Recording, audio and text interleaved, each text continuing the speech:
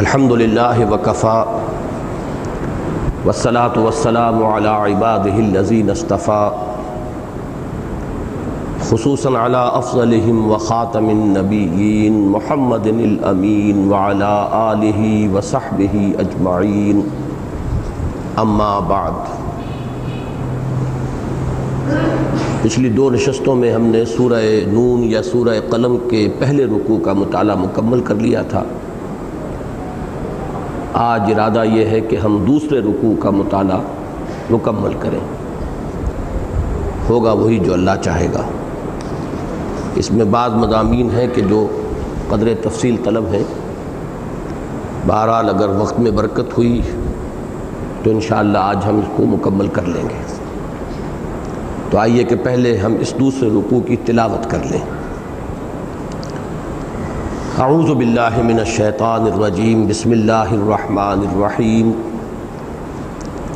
ان للمتقین عند ربهم جنات النعیم افنجعل المسلمین کالمجرمین ما لکم کیف تحکمون ام لکم کتاب فیہ تدرسون ان لکم فیہ لما تخیرون ام لکم ایمان علینا بالغۃ الی یوم القیامہ ان لکم لما تحکمون سلہم ایہم بذالک زعیم ام لہم شرکاء فلیأتوا بشرکائہم ان کانوا صادقین یوم یکشف عن ساق ویدعون الی السجود فلا یستطیعون خاشعۃ ابصارهم ترہقهم ذلہ وقد كانوا يدعون الی السجود وهم سالمون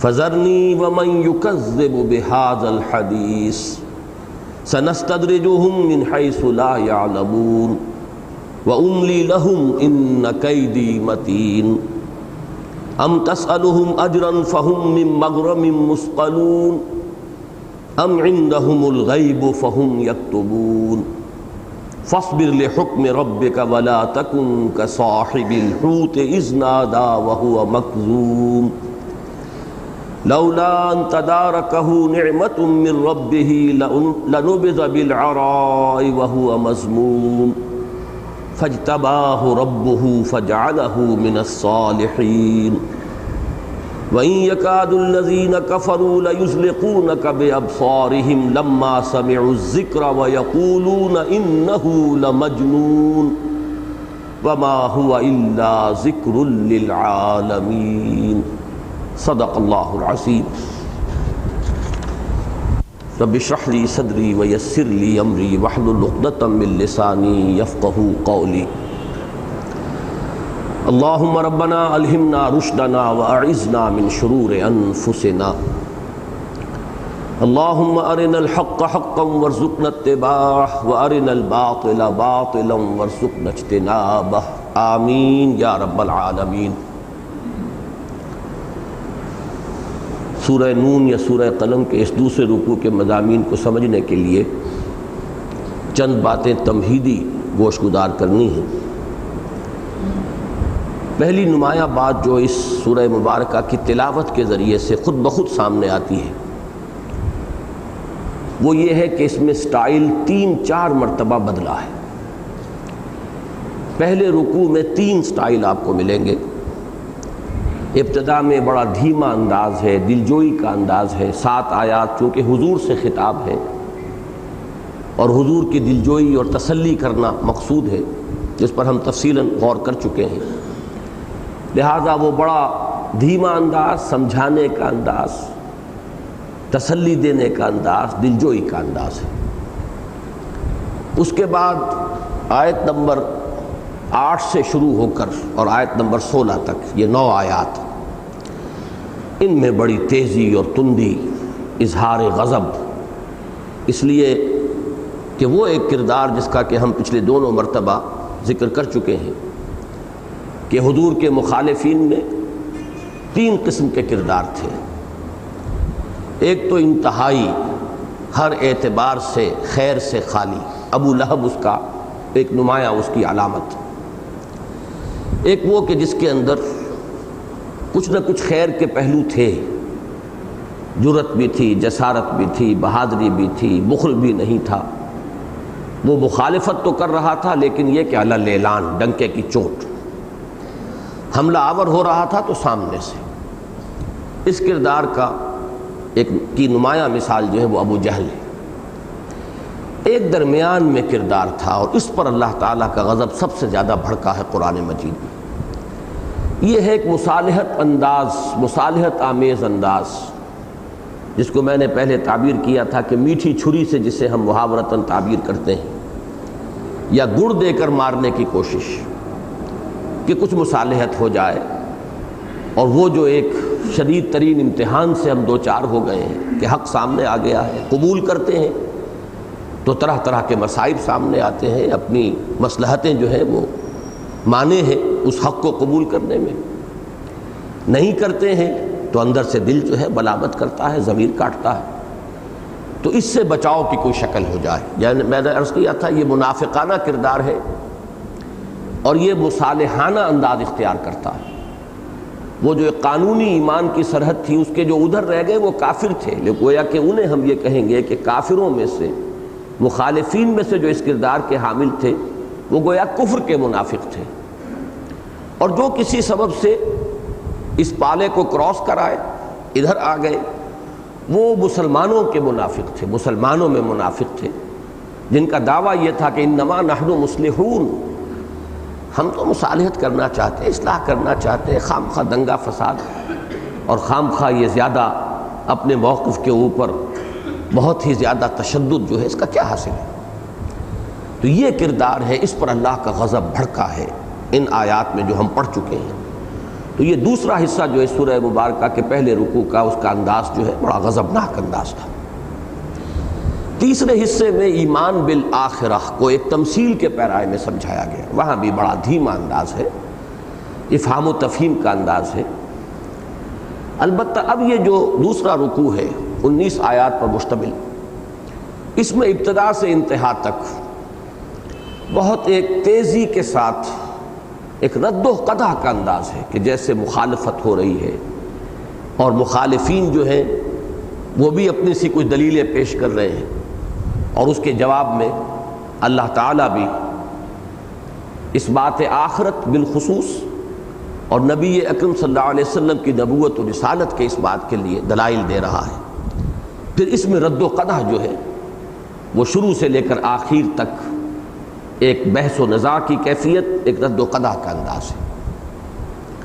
دوسری تمہید یہ کہ جیسا کہ میں نے عرض کیا تھا، یہ چار جو ابتدائی صورتیں ہیں، ابتدائی اس معنی میں کہ ان کے شروع میں بالکل ابتدائی وحی والی آیات شامل ہیں، سورہ علق، سورہ نون، سورہ مدثر، سورہ مزمل۔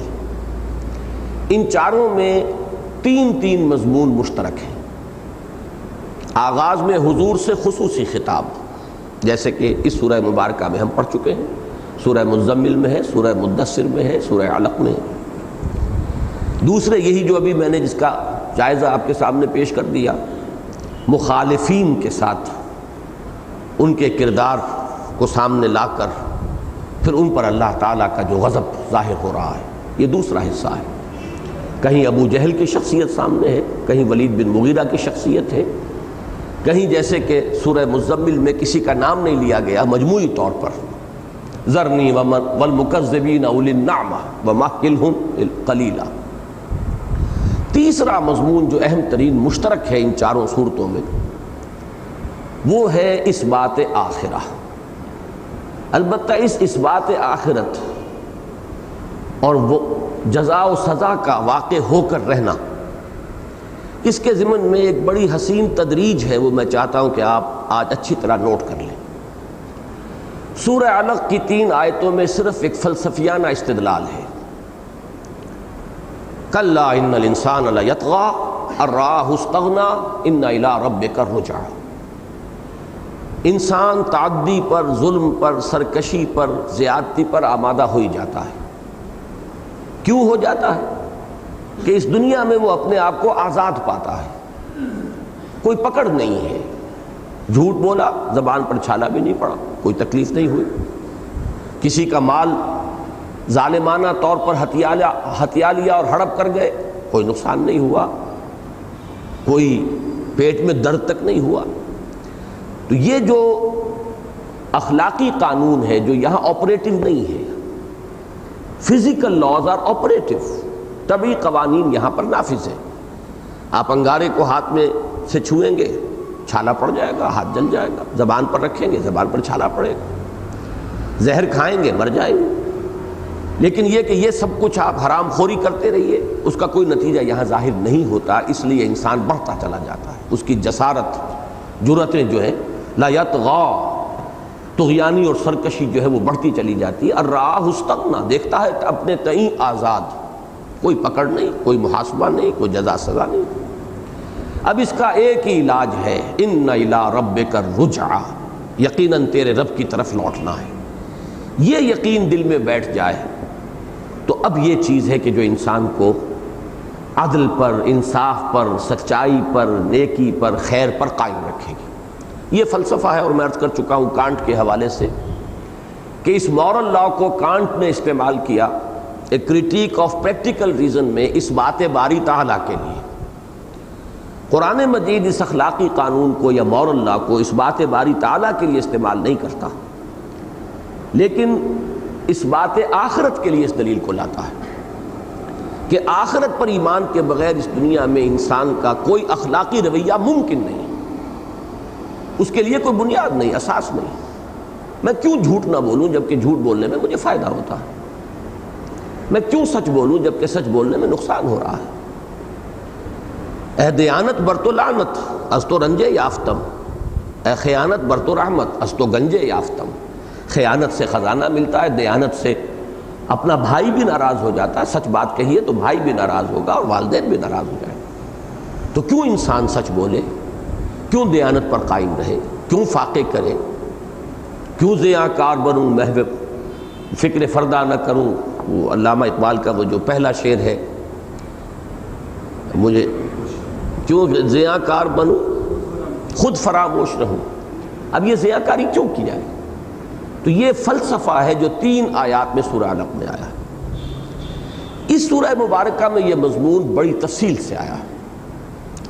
پہلے تو ہم دیکھ چکے ہیں کہ ایک تمثیل کے پیرائے میں وہی بات جو سورہ علق میں آئی ہے اصولی اعتبار سے یہاں ایک تمثیل کے پیرائے میں آسان فہم بنا کر اسے سامنے رکھا گیا کہ یہ اخلاق کی پستی میں انسان سنک کرتا ہے، نیچے اترتا چلا جاتا اگر آخرت نہیں.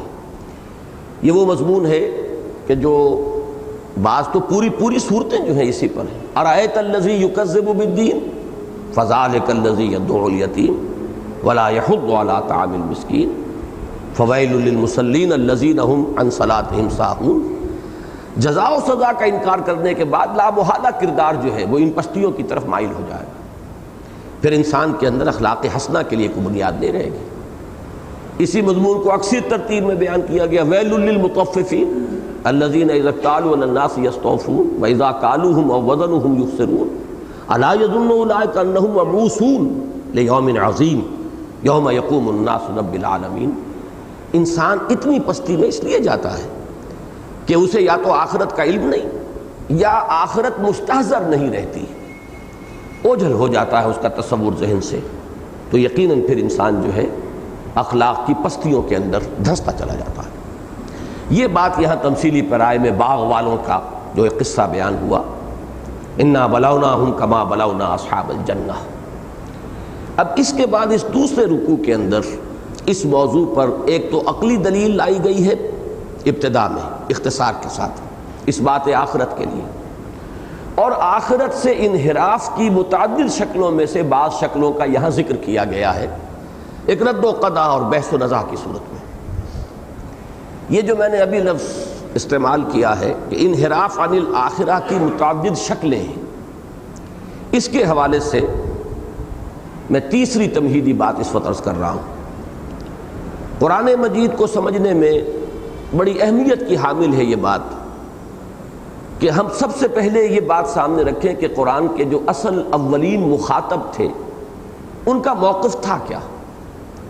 آیا وہ خدا کے منکر تھے، ملحد تھے، دہریے تھے، یا یہ کہ وہ خدا کو تو مانتے تھے لیکن شرک کرتے تھے؟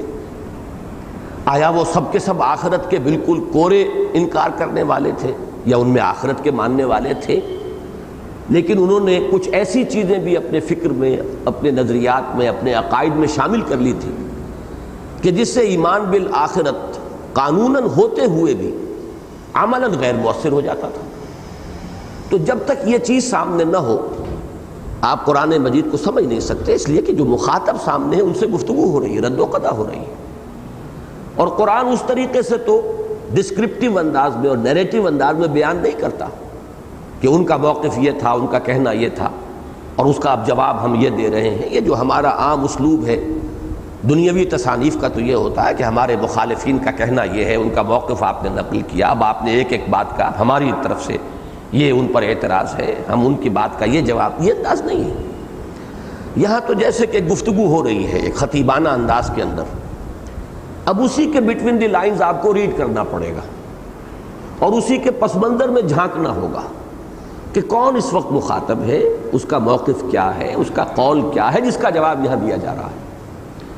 اس اعتبار سے اس رکوع کی ابتدائی چند آیات کو سمجھنے کے لیے جان لیجئے کہ جو مخاطبین اولین تھے قرآن حکیم کے، سب سے پہلے تو یہ بات ان کے بارے میں نوٹ کر لی جائے کہ اگرچہ بعض اس دور میں بھی جن کو ہم کہیں گے دہریین، مادیین، ملحدین موجود تھے، لیکن بقدر قلیل جس کو کہتے ہیں، اکثر و بیشتر لوگ وہ ہیں جو اللہ کو مانتے تھے، یہ بھی مانتے تھے کہ خالق وہی ہے، تخلیق میں اس کا کوئی ساجی نہیں۔ وَلَئِن سَأَلْتَهُم مَّنْ خَلَقَ السَّمَاوَاتِ وَالْأَرْضَ لَيَقُولُنَّ اللَّهُ، اے نبی اگر آپ ان سے پوچھیں گے کہ کس نے پیدا کی آسمان اور زمین، یہ فوراً کہیں گے اللہ نے پیدا کی، اس میں کوئی اختلاف نہیں تھا۔ لیکن جیسا کہ میں نے عرض کیا ایک قدر قلیل ایسے لوگوں کی اس دور میں بھی موجود تھی جنہیں ہم اس وقت کہیں گے دہری، جو کسی بھی مافوق الفطرت ہستی کو یا مافوق الطبیعیاتی کسی وجود کو وہ تسلیم نہیں کرتے تھے، گویا کہ مادیین، صرف مادہ ہے اور یہ کائنات ہے اور یہ خود چل رہی ہے، نہ کوئی پیدا کرنے والا ہے، نہ کوئی جلانے والا ہے، نہ کوئی مارنے والا ہے۔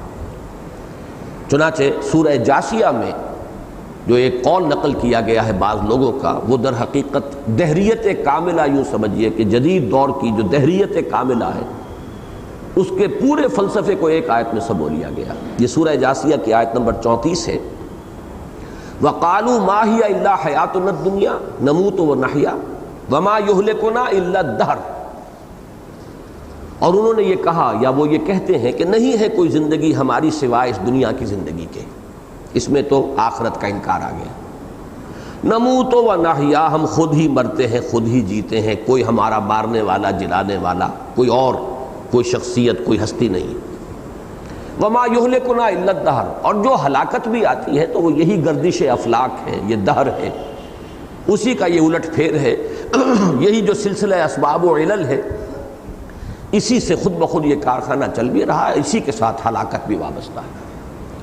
تو یہ تصور جو ہے یوں سمجھیے کہ ایک آیت کے اندر جسے ہم جدید دہریت کہیں گے وہ موجود ہے، تو گویا کہ کچھ نہ کچھ لوگ اس وقت ایسے بھی موجود تھے، چاہے وہ نہ ہونے کے برابر ہوں، آٹے میں نمک کے برابر ہوں، لیکن ہمیں اس سے یہ فائدہ ہوا کہ قرآن مجید نے ان کے موقف کو بھی نقل کر کے پھر ان کی بھی نفی کی ہے۔ ہمارے لیے حکمت کا اور دانائی کا وہ حصہ بھی قرآن مجید میں آ گیا۔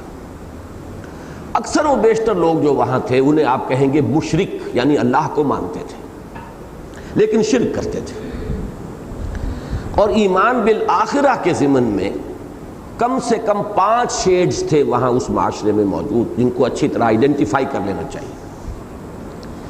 ایک تو وہ لوگ تھے جو سرے سے منکر تھے، آخرت واخرت نہیں ہے، کیسے ممکن ہے جب ہم مر جائیں گے، گل سڑ جائیں گے، ہماری ہڈیاں بھی بوسیدہ ہو جائیں گی، اذا كنا عظاما نخرا عظاما ورفاتا، جبکہ ہمارا یہ حال ہو جائے گا تو کیسے ممکن ہے ہاتھ لما توعدون، انہونی بات ہے، انہونی بات ہے، جو بات کہی جا رہی ہے یہ قطعاً ناممکن ہے۔ بل عجبوا ان جاءهم منذر منهم فقال الكافرون هذا شيء عجيب اذا متنا وكنا ترابا ذلك رجل بعيد۔ جب ہم مر جائیں گے مٹی ہو کر مٹی میں مل جائیں گے، پھر دوبارہ ہمیں اٹھا لیا جائے گا، یہ ہونے والی بات ہے۔ یہ تو گویا کہ کورے منکر تھے، صاف انکار کرنے والے، آخرت کو نہیں مانتے۔ قرآن مجید میں ان سے جو بحث و نزاع ہے اور جو گفتگو ہے، جو ان کے خلاف، ان کے اس موقف کے خلاف ان پر جو حجت قائم کی گئی ہے، اس صورت میں وہ مضمون نہیں ہے۔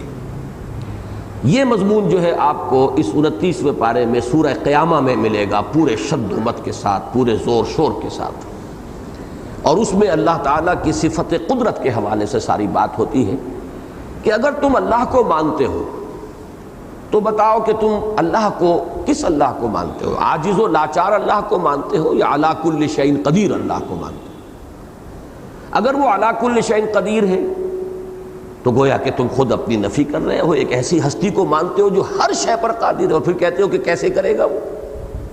الیس ذالک بقادر علی یحیی الموتیٰ، کیا وہ ہستی جو تمہارے نزدیک تم اگر تسلیم کرتے ہو کہ وہ اومنی پوٹنٹ ہے، علی کل شیء قدیر ہے، تو کیا وہ اس پر قادر نہیں ہوگی کہ مردہ کو زندہ کر دے؟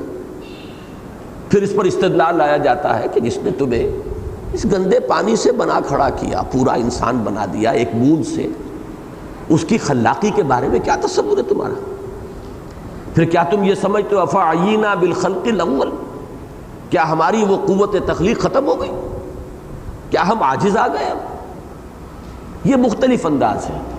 مثبت انداز میں فرمایا جاتا ہے اللہ الذی یبدأ الخلق ثم یعیدہ، وہی ہے جو پہلے بھی پیدا کرتا ہے اپنی مخلوق کو، پھر اس کا اعادہ بھی کرے گا۔ تو جو پہلے پیدا کر سکتا ہے اسے دوبارہ اس کو پیدا کرنا کیسے مشکل ہو گیا؟ حالانکہ عقل عام بھی یہ حکم لگائے گی کہ کسی کام کو پہلی مرتبہ کرنا مشکل ہوتا ہے، ایک دفعہ آپ نے کر لیا ہو تو اب تو اس کو ریپیٹ کرنا وہ تو آسان ہو جائے گا۔ تو یہ رد و قضا ہے ان لوگوں سے کہ جو آخرت کے سرے سے منکر تھے، بعث بعد الموت کو محال سمجھتے تھے، انہونی بات سمجھتے تھے۔ اس سورہ مبارکہ میں ان سے بحث نہیں ہے۔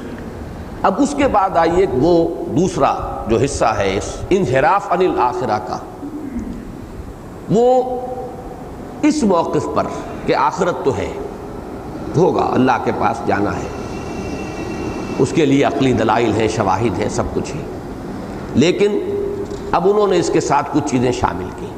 نمبر ایک، ہمارے کچھ شرکاء ہیں وہ ہمیں بچا لیں گے، شفاعت باطلہ، ہؤلاء شفعاؤنا عند اللہ۔ معلوم ہوا کہ جب جیسے کہ آپ کو ریاضی میں معلوم ہے کہ زیرو سے بڑی رقم ضرب کھائے گی، زیرو ہو جائے گی۔ اب وہ آخرت کا ماننا، بعث بعد الموت کو تسلیم کرنا سب غیر مؤثر ہو گیا، زیرو ہو گیا جب آپ نے اس کے ساتھ یہ شفاعت باطلہ کا تصور قائم کر لیا کہ وہاں ہمارے چھڑانے والے ہیں، کچھ ہیں جن کی ہم ڈنڈوت کرتے ہیں، ہم ان کو چڑھاوے چڑھاتے ہیں، آخر چادریں چڑھاتے رہے ہیں ہم جا کر، بڑی بڑی قیمتی چادریں، بڑی بڑی ہم نے دیگیں چڑھائی ہیں، کائے کے لیے چڑھائی؟ اور ان بتوں کے سامنے آ کے ڈنڈوت کرتے ہیں ہم، چڑھاوے چڑھاتے ہیں، یہ کس لیے؟ ہؤلاء شفعاؤنا عند اللہ۔ معلوم ہوا کہ وہ منکر تو نہیں تھے، جو شفاعت باطلہ کا تصور رکھتا ہے وہ آخرت کو مانتا ہے تو شفاعت کی ضرورت کو محسوس کرتا ہے، لیکن یہ کہ اس تصور کے ساتھ، جیسا کہ میں عرض کر چکا ہوں، یہ بالکل ایسے ہی ہے جیسے زیرو سے ضرب دے دی گئی، اب وہ زیرو ہے۔ وہ آخرت کا ایمان یا اقرار یا اس بات یا بعث بعد الموت کو تسلیم کرنا بالکل غیر مؤثر ہو گیا اس شفاعت باطلہ سے ضرب کھا کر۔ دوسری ایک جو اس سے صورت ہے انحراف کی، اس سے نسبتاً ہلکی، یہ میں بہت ثقیل چیزوں سے ہلکی چیزوں اور لطیف چیزوں کی طرف آ رہا ہوں تدریجاً، وہ یہ کہ ہم اللہ کے پسندیدہ لوگ ہیں، we are the chosen people of the lord, ہماری ایک نسلی نسبت ہے، ابراہیم کی اولاد ہے، نحن ابناء اللہ واحباؤہ، ہم تو اللہ کے بیٹوں کے مانند ہیں، اس کے بڑے چہیتے ہیں، لاڈلے ہیں۔ اب یہ سب سے زیادہ نمایاں طور پر یہ موقف تھا یہود کا، اور آج کل بھی آپ کو معلوم ہے کہ ان کا تو یہ مستقل فلسفہ ہے، we are the chosen people of the lord. جب ہم اس کے چنیدہ لوگ ہیں، پسندیدہ لوگ ہیں، ہم ایک برتر نسل ہیں، اب ابراہیم کی اولاد ہیں، تو ہم تو یقیناً سیغفر لنا، ہمیں بخش دیا جائے گا۔ اور اگر بالفرض باقی نوع انسانی کی آنکھوں میں دھول جھونکنے کے لیے اگر ہمیں جہنم میں ڈالا بھی گیا تو لن تمسنا النار الا ایاما معدودات، ہمیں آگ نہیں چھو سکتی مگر گنتی کے چند دن، اس سے زائد نہیں۔ یہ دوسرا ہے تصور، اور اسی کے ساتھ شامل کر لیجئے یہ تو ایک نسلی نسبت تھی، ایک گروہی نسبت بھی ہوتی ہے جو ہمارے ہاں موجود ہے، جو کچھ بھی ہے لیکن تیرے محبوب کی امت میں ہے، امت مرحومہ۔ اب معلوم ہوا کہ چونکہ ہمارا ایک تعلق ہے، نسبت ہے محمد الرسول اللہ صلی اللہ علیہ وسلم کے نام کے ساتھ، ہم نام لیوا ہیں، لہذا جو بھی ہمارے عمل ہوں، جو کردار ہو، جو بھی کچھ ہو وہ اپنی جگہ پر ہے، لیکن یہ نسبت جو ہے یہ ضمانت ہے کہ بہرحال وہاں ہمارے ساتھ پریفرنشل ٹریٹمنٹ ہوگا۔ یہ دوسرا انحراف ہے۔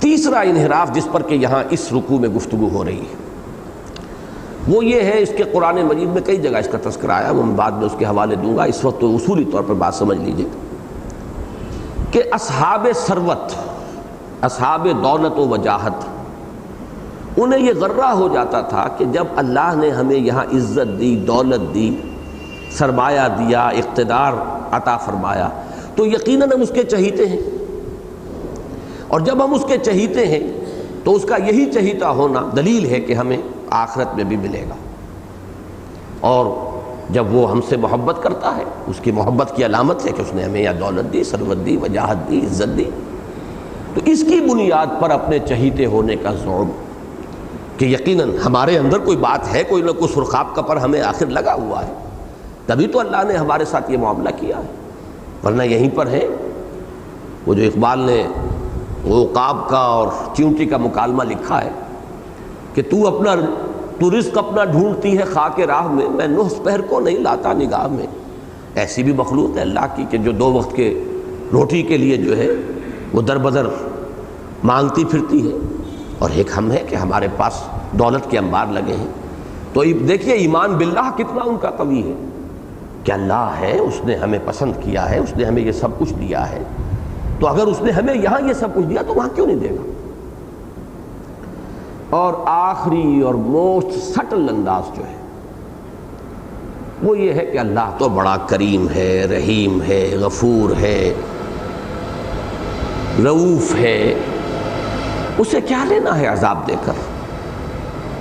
یہ آخری بات ہے کہ یہ تو سب کچھ شاید ایسے ہی صرف دھمکیاں ہیں جو دے دی گئی ہیں، جیسے باپ کبھی سخت دھمکی دے دیتا ہے اپنی اولاد کو، اس کے مطلب یہ نہیں ہوتا کہ وہ واقعی ایسا کر گزرے گا، یہ گویا کہ اس طرح کی باتیں ہیں جو کہی جا رہی ہیں، ورنہ اللہ بڑا غفور، بڑا رحیم، بڑا کریم، بڑا نکتہ نواز، بڑا ذرہ نواز، باتیں ساری صحیح، لیکن کلمۃ حق ارید بہ الباطل، بات صحیح ہے لیکن اس سے جو نتیجہ نکالا جا رہا ہے وہ باطل ہے۔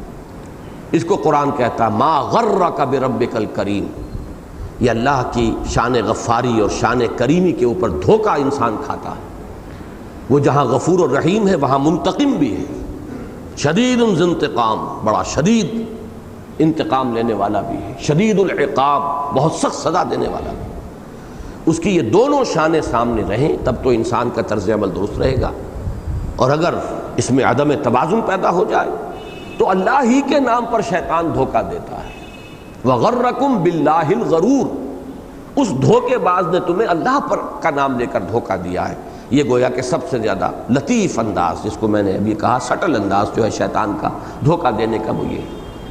تو یہ ہے انحراف عن الآخرہ کی مختلف صورتیں، جن میں سے بعض اس سورہ مبارکہ کے دوسرے رکوع کی ابتدائی آیات میں آ رہی ہیں۔ اب آئیے ان تمہیدی باتوں کے بعد اب ہم سلسلے وار مطالعہ کر رہے ہیں۔ ان للمتقین عند ربہم جنات النعیم، اگرچہ رکوع کے نشان کا فصل یہاں حائل ہو گیا ہے لیکن جوڑ لیجئے، پہلے رکوع کی آخری آیت کیا تھی؟ کذالک العذاب ولعذاب الآخرۃ اکبر لو کانوا یعلمون، اس طرح عذاب آتا ہے جیسے کہ اس تمثیل میں یا اس واقعے میں، اس قصے میں بیان کیا گیا کہ انسان سمجھ رہا ہوتا ہے وہ ہواؤں میں اڑ رہا ہوتا ہے جبکہ اس کا پرچہ چاک ہو چکا ہوتا ہے، اچانک اس کے سامنے وہ تباہی اور بربادی آتی۔ کذالک العذاب، اس طریقے سے اچانک وہ عذاب سامنے آتا ہے۔ ولعذاب الآخرۃ اکبر، اور آخرت کا عذاب تو بہت بڑا ہے، اس لیے کہ دنیا میں جو بھی اس قسم کے حوادث ہوتے ہیں تو تلافی مافات کا موقع ہے، پھر کوشش ہو سکتی ہے، ایک فصل برباد ہو گئی، دوسری فصل کے لیے انسان جو ہے کمر کس لیتا ہے، محنت کرتا ہے، امید کرتا ہے کہ اللہ تعالیٰ میرا جو یہ نقصان ہوا ہے اس کی بھی اللہ تعالیٰ کی طرف سے تلافی ہو جائے گی، یہ فصل امیدوں کی ہمدم اس بار بھی غارت جائے گی۔ لیکن یہ ہے کہ پھر انسان کوشش کرتا ہے، دھرتی کے کونے کھدروں میں پھر اپنے لہو کی کھاد بھرو، پھر مٹی سینچو اشکوں سے، پھر اگلی رت کی فکر کرو۔ لیکن یہ کہ وہ جو آخرت والا معاملہ ہو نا، پھر کوئی موقع نہیں ہے۔ اس لیے وَلَعَذَابُ الْآخِرَةِ أَكْبَرُ لَوْ كَانُوا يَعْلَمُونَ۔ اب اس کے ساتھ سائملٹینیس کنٹراسٹ کے حوالے سے بات شروع ہوئی، اِنَّ لِلْمُتَّقِينَ عِندَ رَبِّهِمْ جَنَّاتِ النَّعِيمِ۔ یہ ہے وہ سائملٹینیس کنٹراسٹ، فوری تقابل۔ یقیناً خدا ترس لوگوں کے لیے ان کے رب کے پاس متقین۔ اب یہ جو تقوی کا اصل مفہوم ہے اس کو ذہن میں رکھیے، اور یہ چونکہ بالکل ابتدائی آیات ہیں، ابتدائی دور کی آیات ہیں، وہ تقوی ابھی ایک اصطلاح کی حیثیت سے سامنے نہیں آیا ہے، یہ الفاظ رفتہ رفتہ اصطلاحات کی شکل اختیار کریں گے۔ یہاں لفظ تقوی کی جو اصل روح ہے اس کو سمجھیے۔ تقوی کے معنی بچنا، یعنی انسان کے اندر ایک اخلاقی حس جو اللہ نے ودیت کی ہوئی ہے، وہ اخلاقی حس اگر بیدار ہے تو وہ روکتی ہے، اندر ہی سے اسے کوئی چیز جو ہے، اندر ہی سے کوئی بریک لگتا ہے، یہ کام غلط ہے مت کرو، یہ چیز صحیح نہیں ہے، اس پر تمہارا حق نہیں ہے، مت ہاتھ بڑھاؤ۔ یہ بچنا ہے جس کو کہ انسان وہ اپنی اندرونی آواز، اپنی اخلاقی حس کی وجہ سے، اور اس کے مقابلے میں آخری پارے میں سورۃ اللیل میں جو آیا ہے استغنا، بے پرواہ ہو جانا۔ جب یہ اخلاقی حس کند ہو جاتی ہے تو انسان بے پرواہ ہو جاتا ہے، کوئی پرواہ نہیں، انسان کو احساس ہی نہیں ہوتا میں صحیح کر رہا ہوں، غلط کر رہا ہوں، جائز کہہ رہا ہوں، ناجائز کہہ رہا ہوں، صحیح جو میرے لیے میرا حق ہے وہی لے رہا ہوں یا کسی کے حق پر دسترازی کر رہا ہوں، وہ استغنا ہے۔ اور اس کے برعکس جو کیفیت ہے انسان کی اس اخلاقی حس کی بیداری کی، وہ تقویٰ ہے۔ تو وہ لوگ کہ جن کی یہ اخلاقی حس بیدار ہے، ان للمتقین عند ربہم جنات النعیم، ان کے لیے ان کے رب کے پاس نعمتوں والے باغات ہیں۔ اب جب یہ منفی اور مثبت دونوں انداز میں جزا و سزا کا اس بات ہو گیا، وہ تمہیدی بات جو میں کہہ رہا تھا اس میں ایک بات کا اضافہ کر لیجئے، اس صورت میں بھی آپ کو یوم القیامہ کا تصور نہیں ملے گا، ابھی باقاعدہ قیامت کا تصور اور جہنم کا ذکر نام لے کر وہ یہاں نہیں آ رہا۔ جیسا کہ میں عرض کر رہا ہوں کہ یہ تدریجاً ایک مضمون کا ان صورتوں کے، اس لیے میں بار بار تقابلی مطالعہ کرا رہا ہوں۔ سورہ علق میں بھی یوم الآخرہ کا ذکر نہیں ہے، جہنم کا ذکر نہیں ہے۔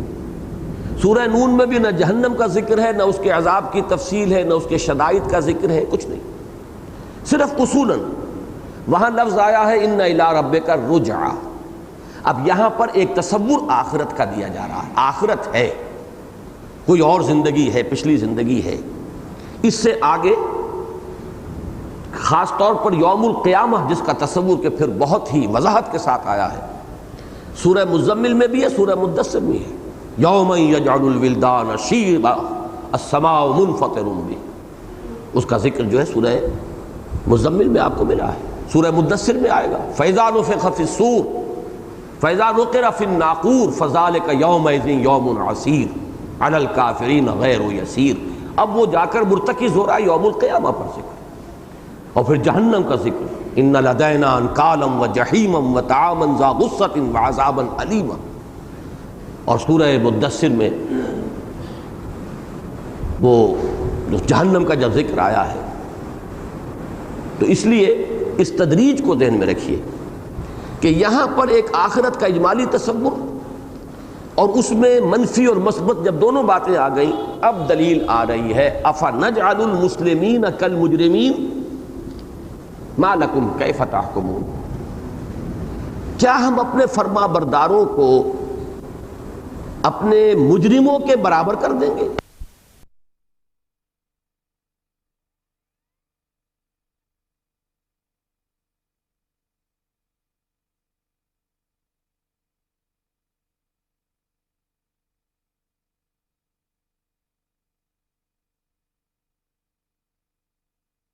یہ اس بات آخرت کے لیے وہ عقلی دلیل ہے جو قرآن مجید میں بہت مقامات پر آئی ہے۔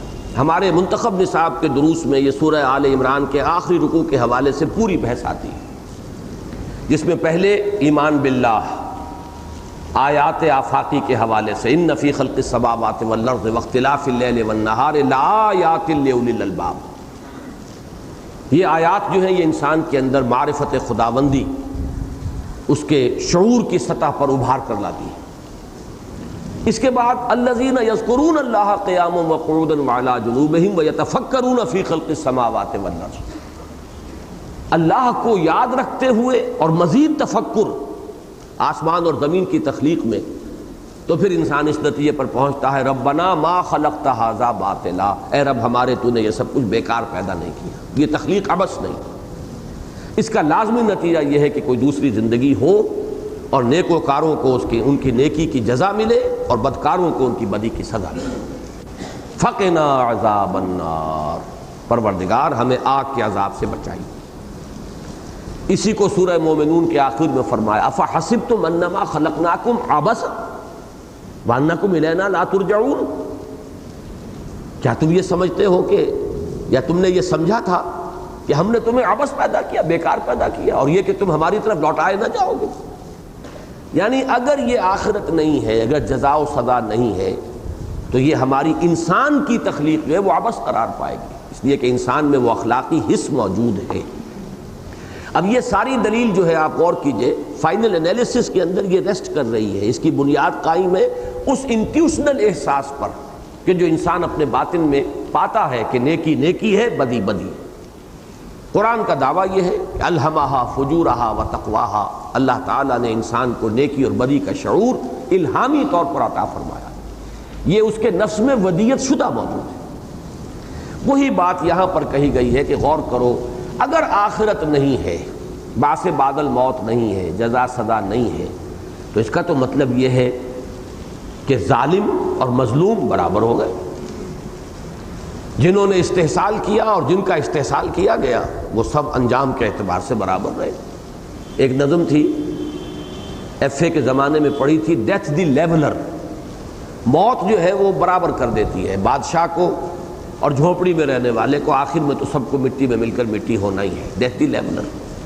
اس اعتبار سے تو یقیناً موت لیولر ہے، برابر کر دینے والی ہے، لیکن کیا اخلاقی اعتبار سے یہ بات سمجھ میں آتی ہے؟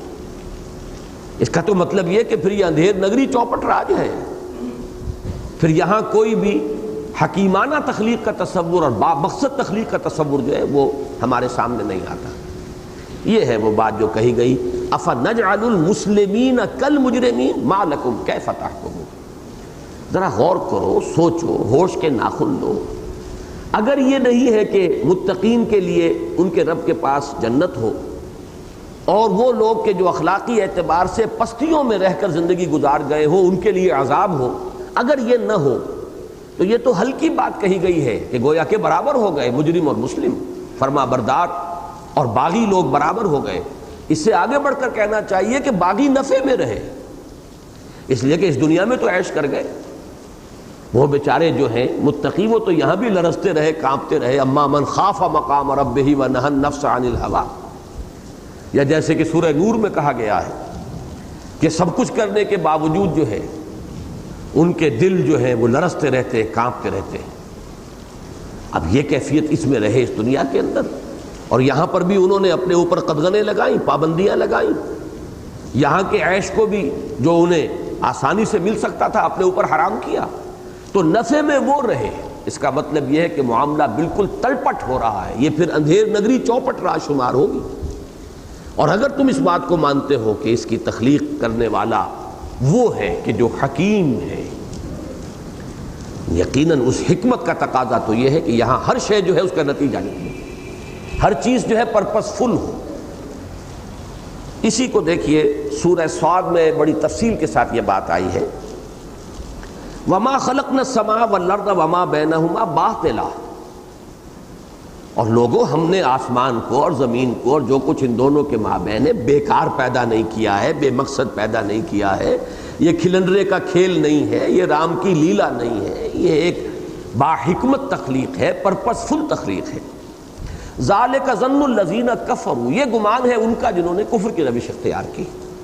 فویل للذین کفروا من النار، تو تباہی اور بربادی ہے ان کافروں کے لیے آگ کے ذریعے، یعنی جس آگ میں یہ جھونکے جائیں گے. اب اس کے بعد وہی سوال آیا، ام نجعل الذین آمنوا وعملوا الصالحات کالمفسدین فی الارض، کیا ہم ان لوگوں کو جو ایمان لائے انہوں نے نیک عمل کیے برابر کر دیں گے ان کے کہ جو زمین میں فساد مچاتے رہے، جنہوں نے ظلم کیا، طغیانی اور سرکشی. کلا ان الانسان لیطغی، وہ تو پھر عیش میں رہے. بلکہ تو کیا تمہاری عقل اس کو ماننے کے لیے تیار ہے؟ کیا تمہاری فطرت اسے باور کرتی ہے کہ یہ برابر کر دیے جائیں؟ ام نجعل المتقین کالفجار، کیا ہم اپنے متقی بندوں کو فساق و فجار کے برابر کر دیں گے؟ وہی دلیل یہاں آئی، ان للمتقین عند ربہم جنات النعیم افنجعل المسلمین کالمجرمین ما لکم کیف تحکمون. اب یہاں رد و قضا ہو رہی ہے. ام لکم کتاب فیہ تدرسون، دلیل عقلی اپنی جگہ پر محکم ہے. عقل چاہتی ہے کہ دوسرا عالم ہونا چاہیے، دوسری زندگی ہونی چاہیے جس میں گندم از گندم بے رویت جوز جو کا معاملہ ہو جائے، حقدار کو ان کا حق مل جائے، مظلوموں کی داد رسی ہو جائے، ظالم اپنے کیفر و کردار کو پہنچے. عقل کا تو یہ تقاضا ہے. اب تم اگر اس کے برعکس سوچتے ہو تو کیا تمہارے پاس کوئی نقلی دلیل ہے؟ کیا کوئی کتاب ہے، کوئی آسمانی صحیفہ ہے کہ جس میں تمہیں یہ ضمانت دے دی گئی ہو جس کو تم پڑھتے ہو؟ ام لکم کتاب فیہ تدرسون ان لکم فیہ لما تخیرون، کہ یقیناً تمہارے لیے اس میں وہ سب کچھ ہے جو تم پسند کرو گے، تمہاری من چاہی زندگی جو ہے وہ تمہیں مل جائے گی. آخر کہاں سے تمہیں ضمانت مل گئی؟ کون سی کتاب ہے جس میں تمہیں یہ اطمینان دلا دیا گیا ہے؟ یہ ری ایشورنس تمہارے پاس کس حوالے سے پہنچی ہے؟ ام لکم ایمان علینا بالغۃ الی یوم القیامہ، کیا تمہارے پاس ہماری طرف سے کوئی قسم موجود ہے کہ ہم نے قسم کھائی ہوئی ہو اور تم سے وعدہ کیا ہو، اور وہ قسم بھی ایسی جو قیامت کے دن تک قائم رہنے والی ہو؟ ان لکم لما تحکمون، کہ تمہیں سب کچھ وہ مل جائے گا کہ جو تم چاہو گے، جو تم فیصلہ کرو گے، جو تمہارا اپنا چوائس ہوگا. سلہم ایہم بذالک زعیم، ذرا ان سے پوچھئے اے نبی ان میں سے کون ہے جو اس کا ضامن بنتا ہے، جو اس کی ذمہ داری لینے کے لیے تیار ہے کہ ہمیں وہاں پر وہ سب کچھ ملے گا کہ جو ہم چاہتے ہیں.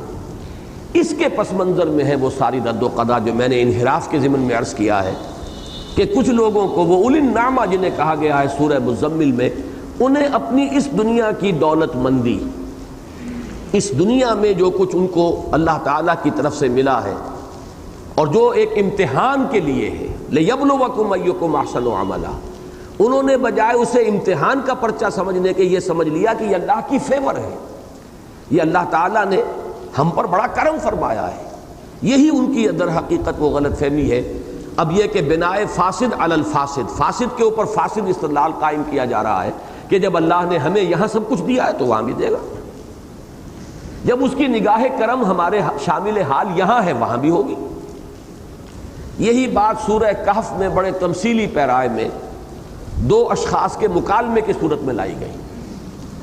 ایک شخص وہ تھا جس میں وہ اخلاقی حس تھی، نیکی اور بدی کا احساس، اللہ کا ایک نیک بندہ، اور ایک وہ شخص تھا کہ جس کے پاس دولت تھی، دو باغ تھے.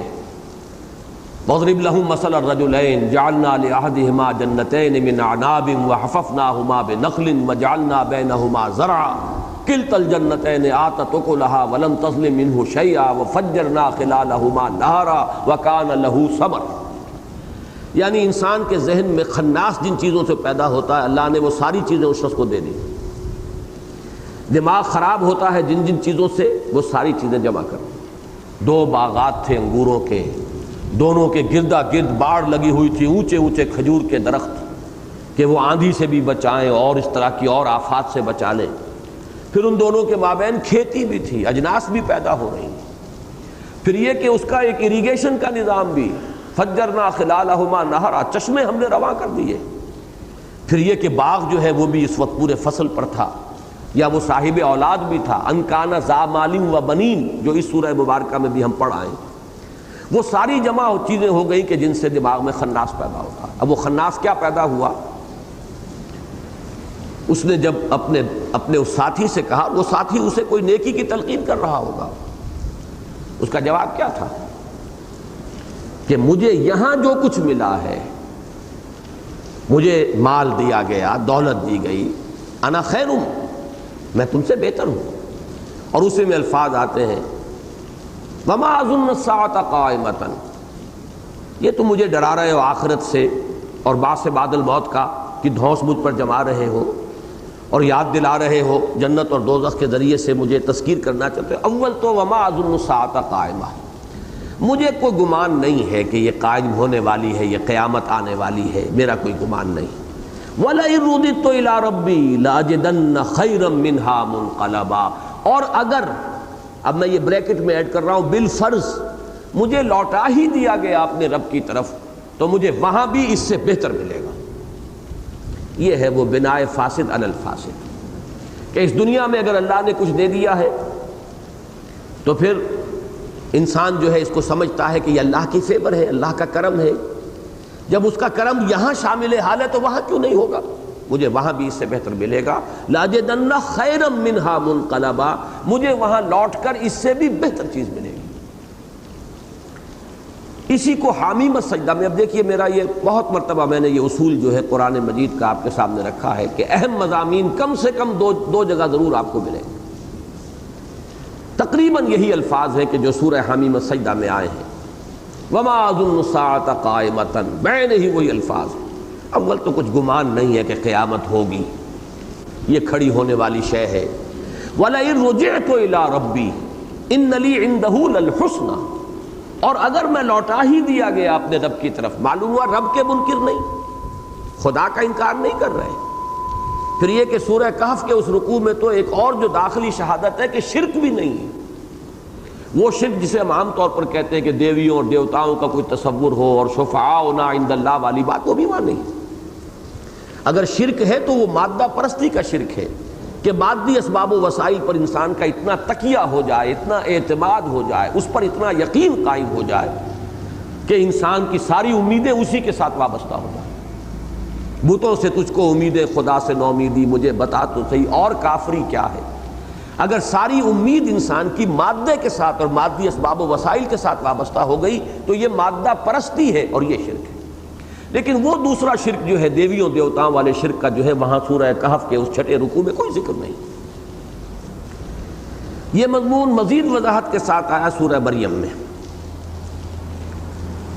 افرأیت الذی کفر بآیاتنا وقال لأوتین مالا وولدا، کیا غور کیا تم نے اس شخص کے حال پر کہ جس نے ہماری آیات کا انکار کیا اور کہا مجھے لازماً ملے گا، مجھے مال بھی ملے گا، اولاد بھی ملے گی، مجھے سب کچھ ملے گا.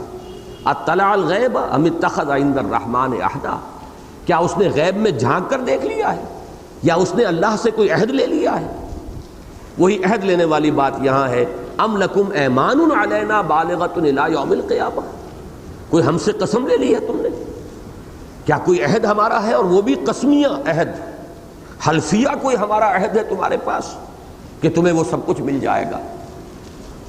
ان لکم لما تحکمون سلہم ایہم بذالک زعیم، پوچھئے ان سے نبی کہ کون ہے. اب یہ بڑا سرچنگ انداز ہوتا ہے.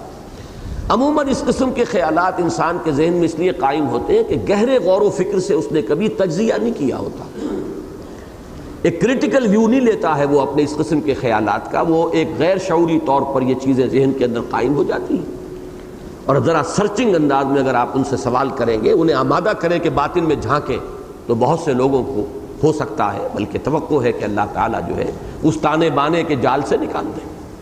سلہم ایہم بذالک زعیم، اے نبی ذرا ان سے پوچھئے ہے کوئی کہ جو اس کی ضمانت دینے کے لیے تیار ہو، جو اس کا دعویٰ کرے.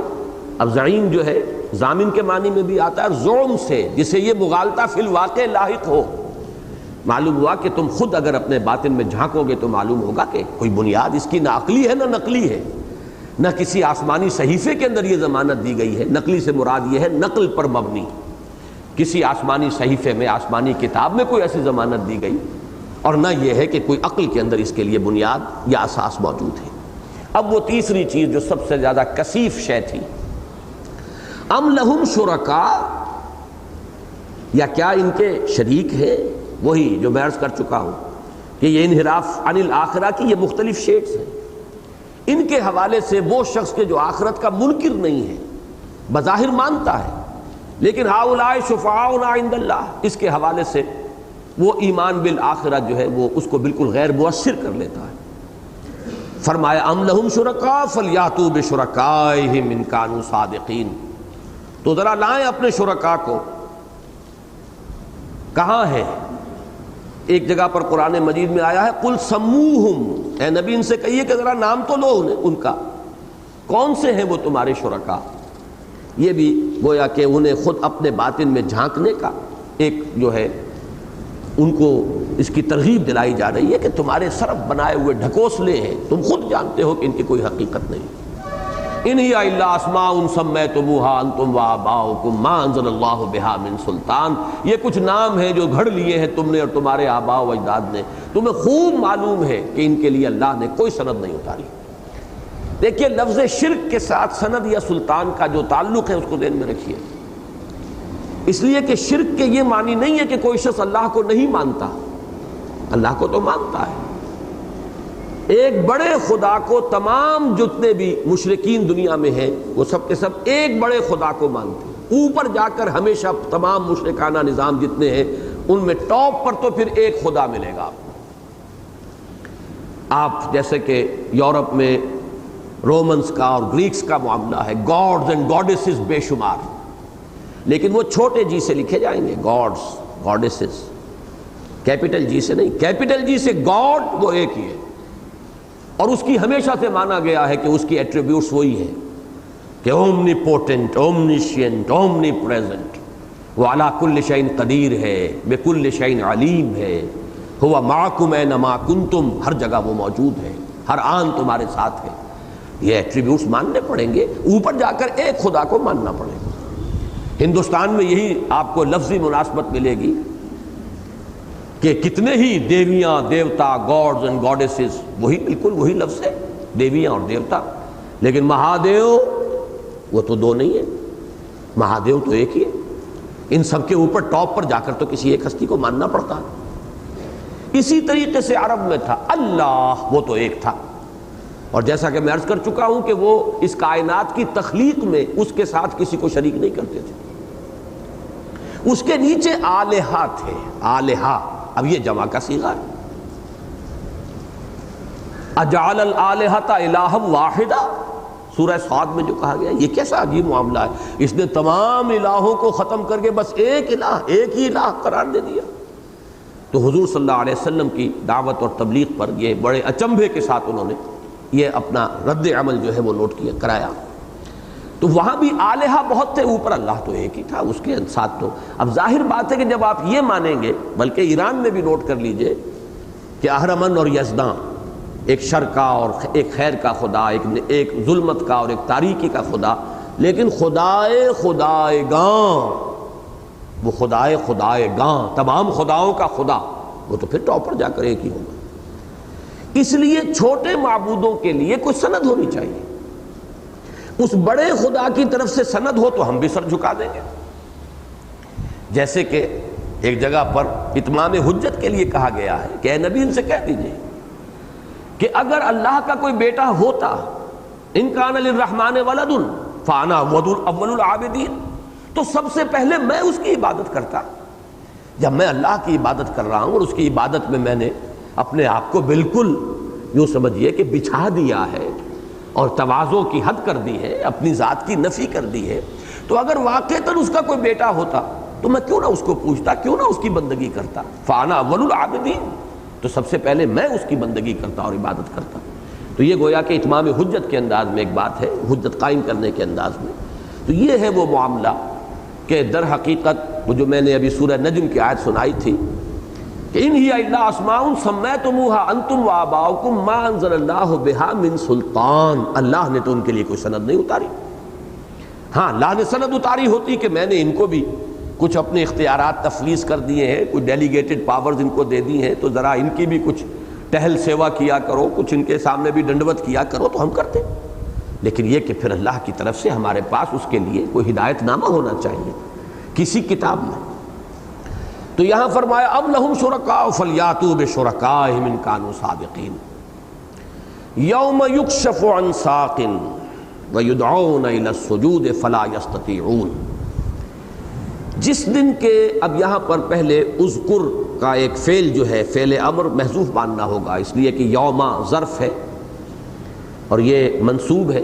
یاد کرو اس دن کو جس دن کے پنڈلی کھولی جائے گی اور ان کو پکارا جائے گا، بلایا جائے گا سجدے کی طرف، تو وہ اس کی استطاعت نہ رکھیں گے.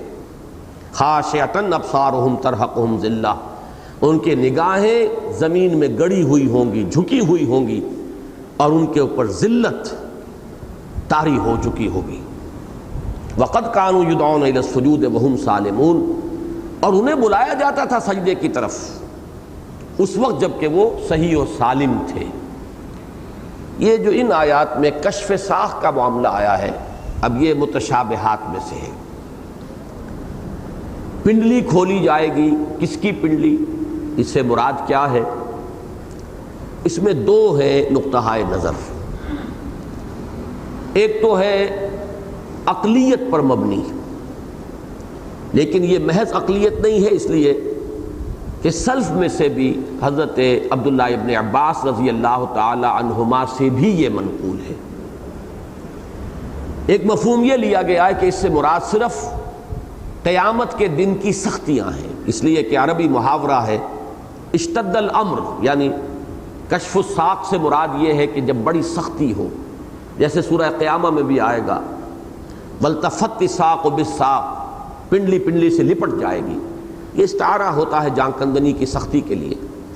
اسی طرح جب یہاں کوئی مصیبت ہو، کوئی آفت ہو، کوئی بہت بڑی مصیبت نازل ہو جائے، تو مثلاً یہ کہ اس وقت ایسا بھی منظر نظر آ جاتا ہے کہ کنواری لڑکیاں جو ہیں وہ بھی اپنے پائنچے اٹھا کر اس خوف اور دہشت کے اندر دوڑنے کے لیے جو ہے، تو کشف ساق یہاں سے چلا ہے معاملہ کہ وہ بھی کہ جو پردے میں رہنے والیاں ہیں، جو حجاب کا معاملہ کرنے والی اور شرم اور حیا کی جو پتلیاں ہیں، کوئی حالت ایسی بھی ہوتی ہے کہ جس میں کہ وہ بھی اپنی پنڈلیاں کھولتی ہیں اور وہ اپنے پائنچے اٹھا کر دوڑتی ہیں، بھاگتی ہیں.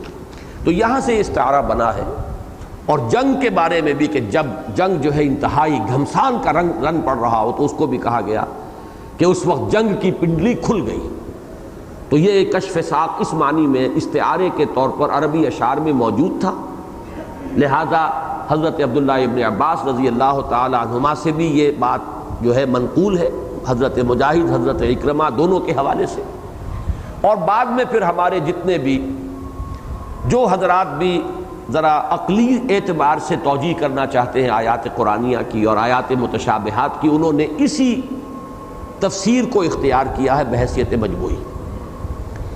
لیکن احادیث موجود ہے، اور اس میں ایک سوال پیدا ہو جائے گا، آج میں اس کا ایک اصولی جواب دینا چاہتا ہوں. احادیث بھی وہ ہیں کہ جو بخاری اور مسلم دونوں میں موجود ہیں. سند کے اعتبار سے بارہا میں نے عرض کیا اس سے اونچا درجہ اور کوئی نہیں. حضرت ابو سعید الخدری رضی اللہ تعالیٰ عنہ سے ایک بڑی تفصیلی روایت ہے، اور وہ یہ ہے کہ قیامت کے دن جس کا نقشہ کھینچا گیا ہے سورہ فجر میں بھی ہے، وَجَاءَ رَبُّكَ وَالْمَلَكُ صَفًّا صَفًّا، کہ میدان حشر میں کوئی ایسا وقت ہے کہ اللہ تعالیٰ کا نزول ہوگا. یہ وہ چیزیں ہیں کہ جن کو ہم اجمالاً مانتے ہیں، اس کی کیفیت کو نہیں جان سکتے. جیسے حدیث نبوی میں آیا ہے کہ رات کے پچھلے پہر اللہ تعالیٰ نزول فرماتا ہے سمائے دنیا تک، اس پہلے آسمان تک نزول فرماتا ہے، اور پھر ایک ندا لگتی ہے کہ حل من مستغفر فاغفر لہ، اغفر لہ، ہے کوئی استغفار کرنے والا کہ میں اسے بخش دوں؟ حل من سائل فاعطیہ، ہے کوئی مانگنے والا کہ میں اسے دوں؟ اب ایک تو اس کی تعبیر یہ کی گئی ہے کہ یہ صرف استعارہ ہے کہ دعا کی قبولیت کا یہ وقت ہے، رات کا پچھلا پہر، استغفار کرنے والا ہو، دعا کرنے والا ہو، اس کی دعا کی جو قبولیت ہے یہ وقت اس کا ایک خاص اس کی تاثیر کا حامل ہے. ایک انداز تو یہ ہے، اور ایک یہ کہ واقعتاً جب الفاظ استعمال ہوئے ہیں نزول کے تو اللہ تعالیٰ نزول فرماتا ہے. اگرچہ ہم یہ نہیں کہہ سکتے کہ اللہ کا نزول کس طرح ہوتا ہے، ہم اس کی کیفیت نہیں جانتے، ہمارا ایمان ہے اجمالاً. اگرچہ اس میں ہمارے ہاں بعض حضرات جب اس نقطۂ نظر پر زیادہ متشدد ہو جاتے ہیں تو جیسا کا جذباتی انداز ہوتا ہے اس میں پھر آدمی تجاوز کرتا ہے اور ایسا انداز بھی اختیار کر لیتا ہے جس سے اللہ کے لیے کوئی جسم یا جسمانیت یا جہت وغیرہ کا معاملہ یا کوئی مکان اس میں اس کا کوئی تعلق یہ جو ہے ثابت ہوتا ہے۔ مثلا امام ابن تیمیہ رحمہ اللہ کے بارے میں یہ کہا گیا ہے، اگرچہ میری طبیعت جو ہے قبول نہیں کرتی کہ انہوں نے ایسا کیا ہوگا، کہ ایک مرتبہ اسی موضوع پر اللہ تعالیٰ کے نزول کے موضوع پر گفتگو کرتے ہوئے ممبر پر کھڑے ہو کر تقریر کر رہے تھے تو اپنے ممبر کی سیڑھیوں سے اترے، اوپر سے نیچے پھر نیچے، کہ بالکل اسی طرح اللہ اترتا ہے جیسے کہ میں اترا ہوں۔ تو میرے نزدیک یہ ذرا تجاوز ہے، ہمیں کسی بھی کیفیت کو اپنے ذہن میں نہیں لانا چاہیے، اجمالاً ماننا چاہیے۔ یہی معاملہ ہے ید کا، اللہ کا ہاتھ، وجہ اللہ کا چہرہ۔ جب یہ تمام چیزیں قرآن مجید میں موجود ہیں تو یہاں جو دوسری رائے بنتی ہے وہ یہ ہے کہ یہاں یکشف عن ساق سے مراد ہے اللہ کی پنڈلی کھولی جائے گی۔ یہ ہے در حقیقت اس حدیث کے اندر، طویل حدیث ہے حضرت ابو سعید الخدری رضی اللہ تعالیٰ عنہ سے، اور متفق علیہ روایت۔ قیامت کا نقشہ کھینچا گیا ہے کہ اللہ تعالیٰ نزول اجلال فرمائے گا، اور حضرت ابو ہریرہ کی ایک روایت ہے وہ بھی متفق علیہ ہے کہ اللہ تعالیٰ جب نازل ہوگا تو ایسی کوئی صورت ہوگی کہ جسے اہل ایمان بھی پہچان نہیں پائیں گے۔ اور حضرت ابو سعید خدری رضی اللہ تعالیٰ عنہ کی روایت میں جو تفصیل ہے وہ یہ ہے کہ اس کے بعد اللہ تعالیٰ بلائے گا لوگوں کو، اور جن جن کو وہ پوجتے رہے تھے ان کو سامنے لا کر کہ جو ان کو پوجنے والے تھے وہ آ جائیں، اور ایک ایک کر کے گروہ در گروہ جو ہیں وہ جہنم کی طرف روانہ کر دے گا، یہاں تک کہ آخر میں صرف وہ رہ جائیں گے جو خدائے واحد کے پوجنے والے تھے۔ شرک کا دائرہ جو ہے وہ ختم ہوا، وہ تو اپنے اپنے معبودوں کے حوالے سے گئے، اب رہ گئے صرف وہ کہ جو دنیا میں صرف ایک خدائے واحد کو پوجتے تھے۔ تو اللہ تعالیٰ اب ان سے، ان کے سامنے جو ہے، اب یہ الفاظ میں استعمال کر رہا ہوں اگرچہ زبان یہاں لڑکھڑاتی ہے، اس کا مفہوم میرے نزدیک یہ ہوگا کہ اللہ تعالیٰ اپنا کوئی خصوصی تجلی جو ہے اس وقت اختیار فرمائے گا، کہ جس سے، اور جس کو یہاں تعبیر کیا گیا یوم یکشف عن ساق، اور اس وقت در حقیقت یہ ہوگا دنیا میں جو اللہ کو سجدہ کرتے تھے خلوص اور اخلاص کے ساتھ، انہیں علیحدہ کرنے کے لیے ان سے جو ریاکاری کے جذبے کے تحت دنیا میں اللہ کو سجدہ کرتے رہے، یعنی پہلے تو وہ جو اللہ کے سوا اوروں کو سجدہ کرتے رہے، اوروں کی عبادت کرتے رہے، ان کو تو گروہ در گروہ جہنم کی طرف بھیجا جا چکا ہوگا۔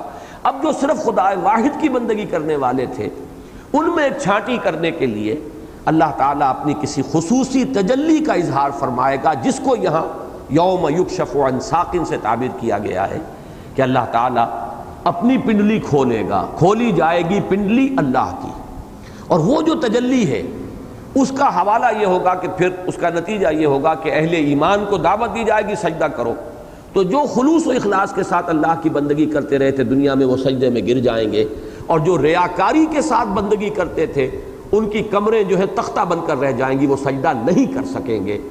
یدعون الی السجود فلا یستطیعون خاشعۃ ابصارہم ترہقہم ذلہ۔ اب اس کیفیت کا اگر آپ تصور کریں تو جو پھر اس کا ایک رد عمل ان کے چہرے پر ہوگا کہ نگاہیں پشیمانی اور اس وقت کی جو رسوائی ہوئی ہے اس کی وجہ سے زمین میں گڑی ہوئی ہوں گی شرمندگی کی وجہ سے، اور ان کے چہروں کے اوپر جو ہے وہ مایوسی اور ہلاکت، اس کی جو ذلت ہے وہ چھا رہی ہے۔ یہ تعبیر ہے، اور میرے نزدیک اس تعبیر کو ہمیں اختیار کرنا چاہیے، یہ آیات متشابہات میں سے ہے۔ اگر ہم اللہ کا ہاتھ، اللہ کا چہرہ، یہ سب چیزیں ماننے کے لیے تیار ہے، قرآن مجید کے اندر ان کا ذکر موجود ہے، اصول صرف یہ ہے کہ ہم اس کے اندر کوئی تشبیہ جو ہے اپنے چہرے اپنے ہاتھ کے ساتھ تشبیہ ذہن میں نہ لائیے، اللہ کے لیے کسی جسم اور جسمانیت کا تصور نہ رکھیے، مانیے، لیکن یہ کہ اس کی کیفیت کو ہم نہیں جانتے، اور یہ معاملات صرف اللہ کی ذات سے متعلق نہیں ہے، آخرت کے تمام احوال کے بارے میں یہی بات ہے۔ جو کچھ آیا ہے اسے مانیں گے اجمالاً، جیسے کہ سورہ آل عمران کے آغاز میں آیا ہے کہ اس قرآن مجید میں کچھ آیات محکمات ہیں، کچھ آیات متشابہات ہیں۔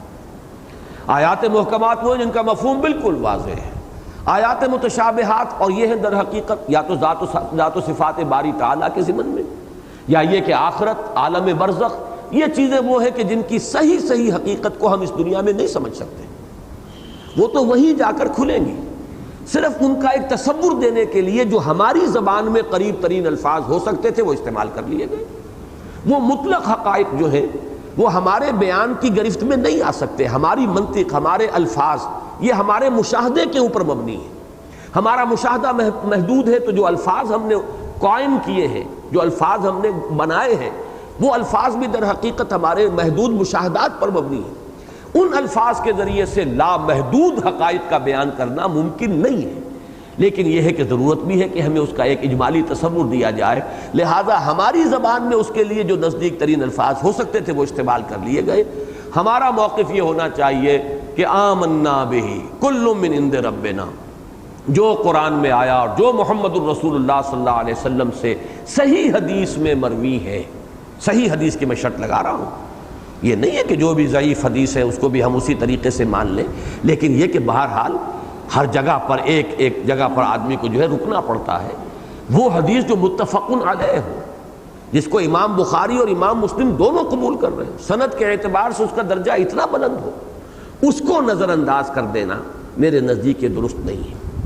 لیکن یہاں اگر یہ میری تنقید ہو جدید دور کے مفسرین پر، تب تو میں سمجھتا ہوں کہ آپ حضرات کے لیے اس کو قبول کرنے میں کوئی چیز مانے نہیں ہوگی، لیکن جو چیز مانے ہو سکتی ہے وہ یہ ہے کہ یہ تفسیر تو حضرت عبداللہ ابن عباس رضی اللہ تعالی عنہما سے بھی جو مروی ہے اور ان کی طرف بھی اس کی نسبت ہے۔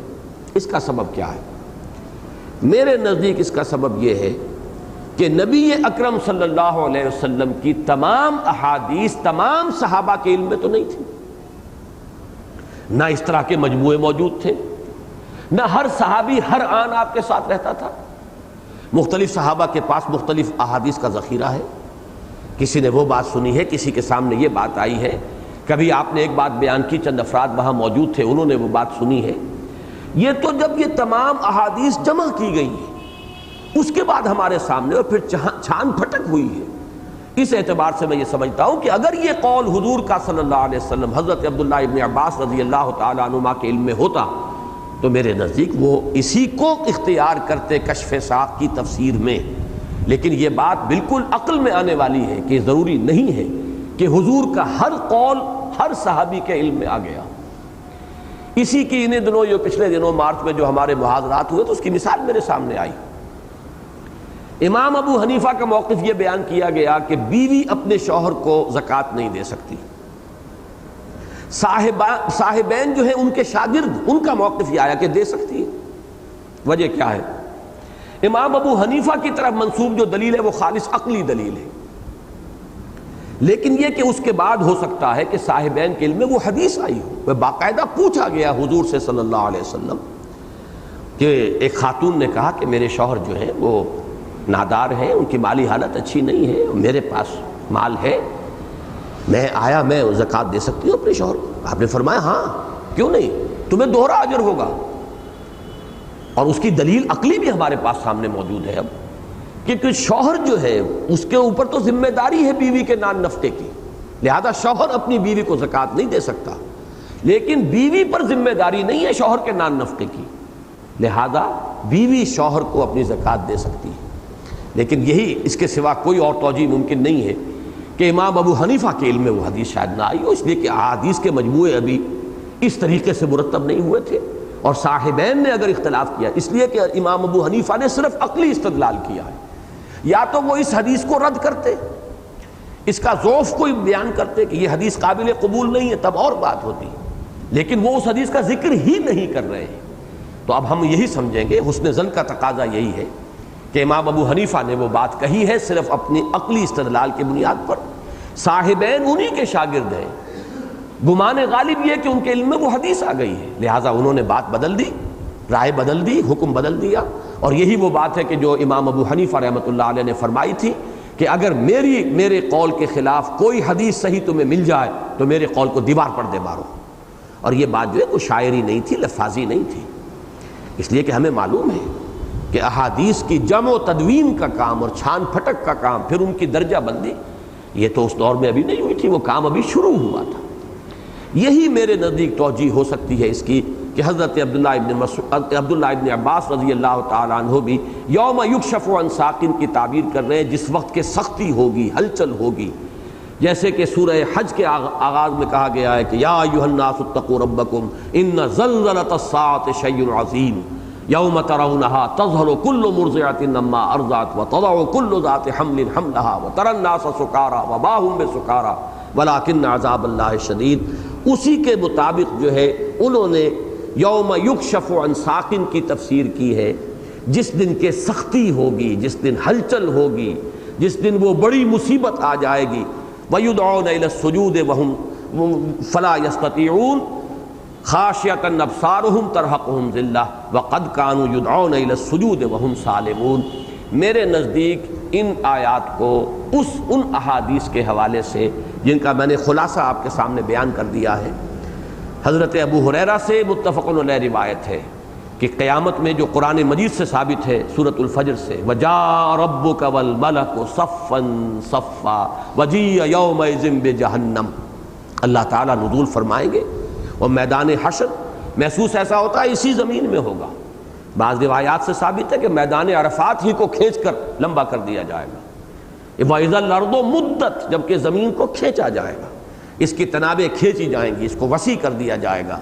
اس میں کوئی اونچائی نہیں رہے گی، کوئی نچائی نہیں رہے گی، کوئی پہاڑ نہیں ہوگا اور کوئی غار نہیں ہوگی. یہ سب ایک چٹیل میدان ہوگا اور وہاں پر صفیں باندھے ہوئے فرشتے بھی کھڑے ہوں گے اور اللہ تعالیٰ بھی نزول اجلال فرمائے گا. یہ اس وقت ہے کہ اللہ تعالیٰ کی ایک خصوصی تجلی جو کفار کے لیے نہیں ہے.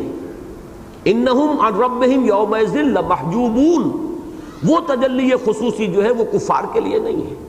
ان کا حساب کتاب ہو جائے گا اور ان کو جہنم کی طرف بھیجا جا چکے گا. اب رہ جائیں گے صرف وہ جو خدائے واحد کی پرستار تھے دنیا میں. ان میں ایک چھلنی اب لگانی ہے کہ کون مخلص تھی، اس لیے کہ قرآن مجید تو یہی کہتا ہے وَمَا أُمِرُوا إِلَّا لِيَعْبُدُوا اللَّهَ مُخْلِصِينَ لَهُ الدِّينَ حُنَفَاءَ. انہیں تو حکم دیا گیا تھا کہ اللہ کی بندگی کرے اور یہ بندگی ہو خلوص اور اخلاص کے ساتھ، یکسو ہو کر. ریاکاری جو ہے، جیسے وہ زیرو کی بات میں نے کہی ہے کہ زیرو بڑی سے بڑی جو رقم ہے اس کے ساتھ ضرب کھائے گا تو زیرو ہو جائے گا. ریاکاری سے ہر عبادت جو ہے اس کی نفی ہو جاتی ہے. من صلی یرائی فقد اشرکا ومن صام یرائی فقد اشرکا ومن تصدق یرائی فقد اشرکا. جس نے نماز پڑھی ریاکاری کے لیے، دکھاوے کے لیے، اس نے شرک کیا. جس نے روزہ رکھا دکھاوے کے لیے، اس نے شرک کیا. جس نے صدقہ خیرات کیا ریاکارانہ انداز میں، اس نے شرک کیا. تو وہ تو اس کے اندر ایک چھلنی لگائی جائے گی. اور میرے نزدیک اسی کی دوسری مثال سورہ حدید میں ہے. وہاں اہل ایمان اور منافقین مسلمان ہونے کے اعتبار سے دنیا میں وہ گڑبڑ تھے. انہی کے لیے وہ جو فرق ہوگا کہ جسے ہم پل صراط کہتے ہیں، ایک مرحلہ آئے گا کہ جس میں ان کے درمیان چھلنی لگے گی. اہل ایمان کو نور عطا ہوگا اور وہ اپنی اس نور کی روشنی میں یسعی نورہم بین ایدیہم و بایمانہم، وہ آگے نکل جائیں گے. اور یہ منافقین جو ہے نہ ان کے پاس نور اعمال ہوگا نہ نور ایمان ہوگا، یہ ٹھوکرے کھاتے ہوئے گریں گے جہنم کے اندر. اور اس کے بعد فضرب بینہم بسور لہ باب، ایک فصیل حائل کر دی جائے. تو یہ ہیں وہ آیات متشابہات، آخرت، میدان حشر.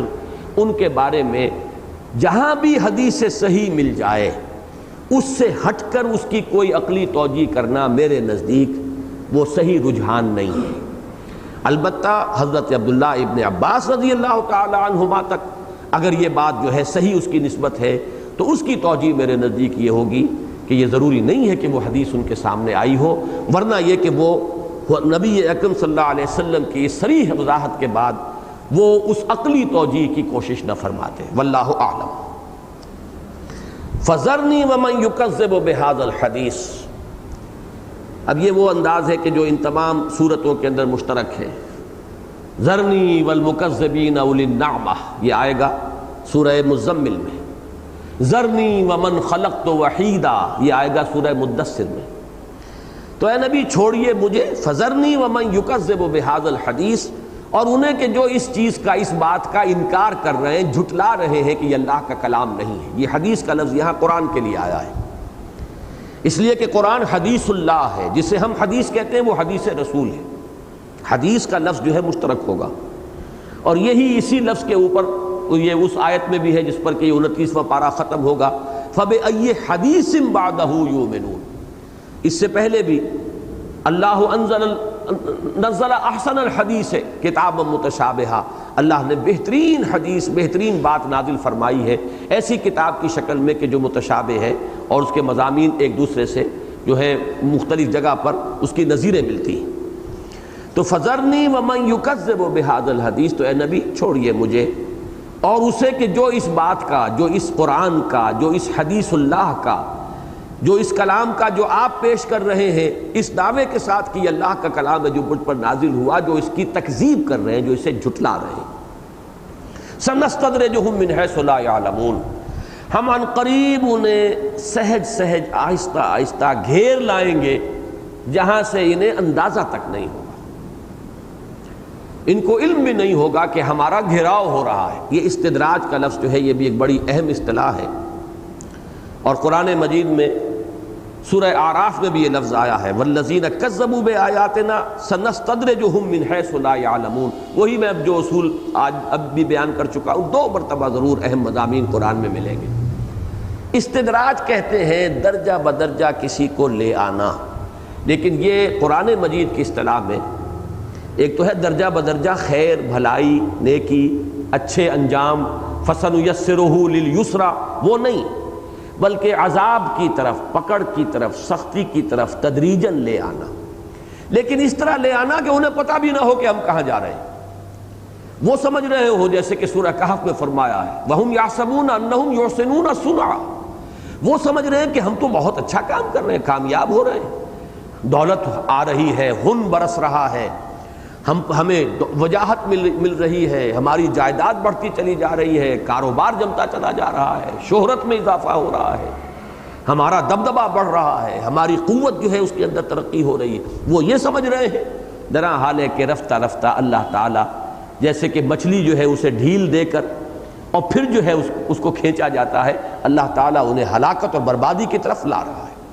آج میں سوچ رہا تھا تو ایک بہترین تشبیہ میرے ذہن میں آئی کہ جب شکار کھیلا جاتا تھا، اب بھی ہوگا کہیں، لیکن یہ کہ اب یہ اس کے لیے لوگوں کے پاس وقت بہت کم رہ گیا ہے، تو ہانکا ہوتا تھا جنگلوں کے اندر۔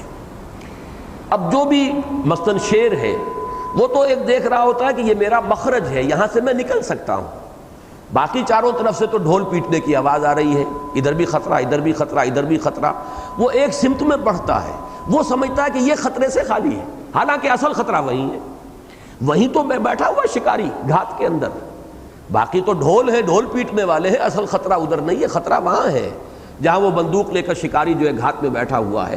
لیکن اسے کیا پتا، وہ یہ سمجھتا ہے یہ میرے لیے مخرج ہے، یہ میرے لیے جان بچانے کا راستہ ہے، ادھر وہ جا رہا ہے۔ یہ ہے وہ استدراج، درجہ بردرجہ، رفتہ رفتہ تدریجاً لے آنا، کہ وہ گرفت میں آتے چلے جا رہے ہیں، ان کا خبث باطن اور ظاہر ہو رہا ہے۔ ان پر پہلے شاید کوئی ایک ہی دفعہ لگ رہی تھی اللہ تعالیٰ کے قانون تعزیرات کی، وہ اور بھی بہت سی دفعات جو ہیں ان پر عائد ہوتی چلی جا رہی ہیں، وہ اور بھی زیادہ مستحق عذاب ہوتے چلے جا رہے ہیں، اور حال یہ ہے کہ وَهُمْ يَحْسَبُونَ أَنَّهُمْ يُحْسِنُونَ صُنْعًا، وہ سمجھ رہے ہیں کہ ہم کامیاب ہو رہے ہیں، ہمارے لیے بہتری ہو رہی ہے، ہماری جد و جہد جو ہے وہ مثمر ہو رہی ہے، نتیجہ خیز ہو رہی ہے، ہم نے دنیا کے حصول کے لیے جو محنت کی، دنیا جو ہے ہم جمع کر رہے ہیں۔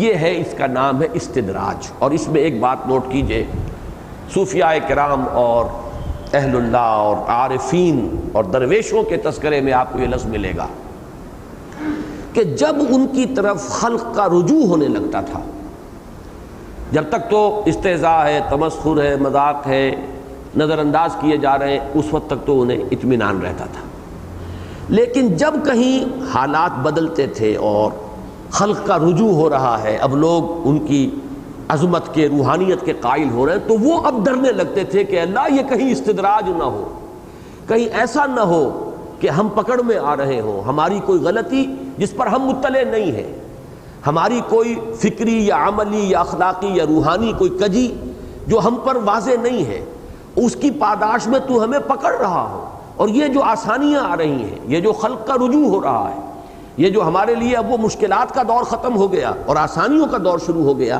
تو یہ کہیں استدراج تو نہیں ہے۔ وہ ڈرتے رہتے تھے اس صورتحال سے، گھبراتے تھے۔ اور اسی کی مثال وہ بھی ہے کہ جو حضرت امام احمد بن حنبل رحمہ اللہ کے بارے میں ہے کہ جب انہیں ماریں پڑ رہی تھی خلق قرآن کے مسئلے پر، تو کبھی آنکھ سے آنسو نہیں نکلا، وہ مار بھی کہ جس کے بارے میں کہا گیا ہے کہ ہاتھی کو بھی اگر وہ مار ماری جاتی تو بلبلا اٹھتا. لیکن جب اب دارالخلافہ میں تبدیلی آئی ہے، اب خلیفہ دوسرا آ گیا، اس کا نقطہ نظر کچھ اور ہے. اب وہاں سے ایلچی آیا ہے اشرفیوں کا ایک توڑا لے کر، اور وہ پیش کر رہا ہے کہ یہ خلیفہ نے ہدیہ آپ کو بھیجا ہے. اب رو پڑے امام احمد ابن حنبل اور پھر عرض کیا، اے اللہ میں اس آزمائش کے قابل نہیں. وہ ہلکی آزمائش تھی، یہ سخت تر آزمائش، میں اس کے قابل نہیں ہوں، اس کڑے امتحان میں مجھے نہ ڈال. تو یہ لفظ جو ہے چونکہ بہت کثرت کے ساتھ آتا ہے اس لٹریچر میں کہ کہیں یہ استدراج نہ ہو، وہ ڈرتے رہتے تھے کہ اللہ یہ جو ہمارے لیے اب حالات جو ہے سازگار ہوتے چلے جا رہے ہیں، یہ سازگاری یہ حالات جو ہے اس پر بجائے اس کے کہ خوش ہوں، ان کو ایک خطرہ لاحق ہو جاتا تھا کہ کہیں یہ استدراج نہ ہو. ایسا تو نہیں کہ ہماری کوئی شے اللہ کو ناپسند ہو گئی ہو. اب اللہ تعالیٰ کی طرف سے یہ پکڑ ہے در حقیقت کہ جو اس صورت میں آ رہی ہو، سنستدرجہم من حیث لا یعلمون، ہم انہیں لے آئیں گے، پکڑ کر لے آئیں گے. اور اس میں در حقیقت دلجوئی کا پہلو ہے حضور کے لیے بھی اور اہل ایمان کے لیے بھی. ظاہر بات ہے یہ حصہ جیسا کہ میں عرض کر چکا ہوں اس دور میں نازل ہوا ہے جبکہ اب وہ مخالفت جو ہے شدت اختیار کر چکی ہے کہ اے نبی پرواہ نہ کیجئے، فکر نہ کیجئے، اور اے مسلمانوں کوئی پرواہ نہ کرو، یہ ہماری پکڑ سے کہیں نکل کر جانے والے نہیں ہیں. یہ ہم اگر انہیں ڈھیل دے رہے ہیں، سنستدرجہم من حیث لا یعلمون واملی لہم، ہم انہیں ذرا مہلت دے رہے ہیں، ان کی رسی ڈھیلی کر رہے ہیں. جب کانٹا جو ہے مچھلی کے حلق میں پھنس جاتا ہے تو اب وہ ڈور ڈھیلی کی جاتی، جائے گی کہاں؟ ڈور میں تو پھنسی ہوئی ہے، کانٹا تو اس کے حلق میں پھنسا ہوا ہے، ڈور ڈھیلی کر دو. لیکن یہ کہ اس شکاری کو تو یقین ہے کہ کہیں جانے والی نہیں ہے، میرے قبضے میں ہے یہ مچھلی. تو اسی کو سمجھیے بلا تشبیہ اور بلا تمثیل کہ اللہ تعالیٰ کی پکڑ سے بچ کر کون نکل جائے گا. تمہارے لیے ابھی امتحان ہے، ہم انہیں مہلت دے رہے ہیں، تمہاری تربیت کا اس میں سامان ہے، تمہارے صبر کا امتحان ہے، اس کی آزمائش ہے، تمہارے اندر جو ہے صبر اور استقلال کی اسی سے افزائش ہوگی، اسی میں تمہارے لیے تربیت ہے، اس لیے ہم انہیں مہلت دے رہے ہیں. ہماری اس مہلت کی بہت سی حکمتیں ہیں. یہ بھی ہیں کہ جو ان کے اندر خباثت چھپی ہوئی ہے پوری طرح ظاہر ہو جائے تاکہ یہ عذاب کے پورے طور سے مستحق ہو جائیں. لیکن یہ کہ ہماری پکڑ سے بچ نکلنے والے نہیں ہیں. یہ تو فرمایا فَذَرْنِي وَمَنْ يُكَذِّبُ بِهَذَا الْحَدِيثِ سَنَسْتَدْرِجُهُم مِّنْ حَيْثُ لَا يَعْلَمُونَ وَأُمْلِي لَهُمْ إِنَّ كَيْدِي مَتِينٌ. میں انہیں ڈھیل دے رہا ہوں اور میری چال بڑی مضبوط ہے، میری ڈور ایسی کچی نہیں ہے کہ جسے یہ مچھلی جو ہے وہ ڈور توڑوا کر لے جائے. ان قیدی متین، میری تدبیر جو ہے، قید کا لفظ تدبیر کے معنی میں بھی آتا ہے اور قید جو ہے کسی چال کو بھی کہتے ہیں. یہ اچھے اور دونوں یعنی برے دونوں سینس میں استعمال ہوتا ہے. اللہ کے لیے آئے گا تو ہمیں تدبیر کہیں، میری تدبیر بہت مضبوط ہے. ام تصلہم اجرا فہم من مغرم مثقلون. یہ پھر دیکھیے وہی انداز ہے، بہت ہی یعنی ایک رد و قدح کا انداز. اے نبی کیا آپ ان سے کوئی تاوان مانگ رہے ہیں کہ یہ اس کے بوجھ تلے جو ہے دبے جا رہے ہیں؟ وہ جو ان کا فرار تھا کہ قرآن مجید سننے کی بجائے، اس سے تذکر حاصل کرنے کی بجائے مخالفت پر کمر کسے ہوئے ہیں. تو اے نبی یہ آپ کی بات سننے کے لیے کیوں آمادہ نہیں؟ کہیں آپ نے ان سے کوئی اجرت تو نہیں مانگی؟ کہیں آپ نے ان سے کوئی تاوان تو طلب نہیں کیا؟ ام تصلہم اجرن، آپ نے ان سے کوئی اجر طلب کیا ہے، اجرت مانگی ہے؟ اس کو ذہن میں رکھیے کہ اس معاشرے کے اندر قصیدہ پڑھنے والے شاعر بھی تھے. وہ قصیدے پڑھتے تھے تو انہیں توقع ہوتی تھی کہ فلاں کی مدح کر رہا ہوں تو کچھ انعام ملے گا، خلت ملے گی. کہیں کھڑے ہوتے ہیں مجمع کے اندر اگر بیان کر رہے ہیں، اپنے اشعار پڑھ کر سنا رہے ہیں تو اس کے بھی پیش نظر کچھ تھا کہ اس سے ہمیں کچھ حاصل ہوگا. تو اے نبی کیا آپ ان سے کوئی اجرت طلب کر رہے ہیں؟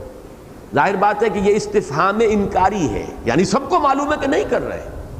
آپ نے ان سے کوئی اجرت طلب نہیں کی، آپ نے ان سے کوئی تاوان نہیں مانگا.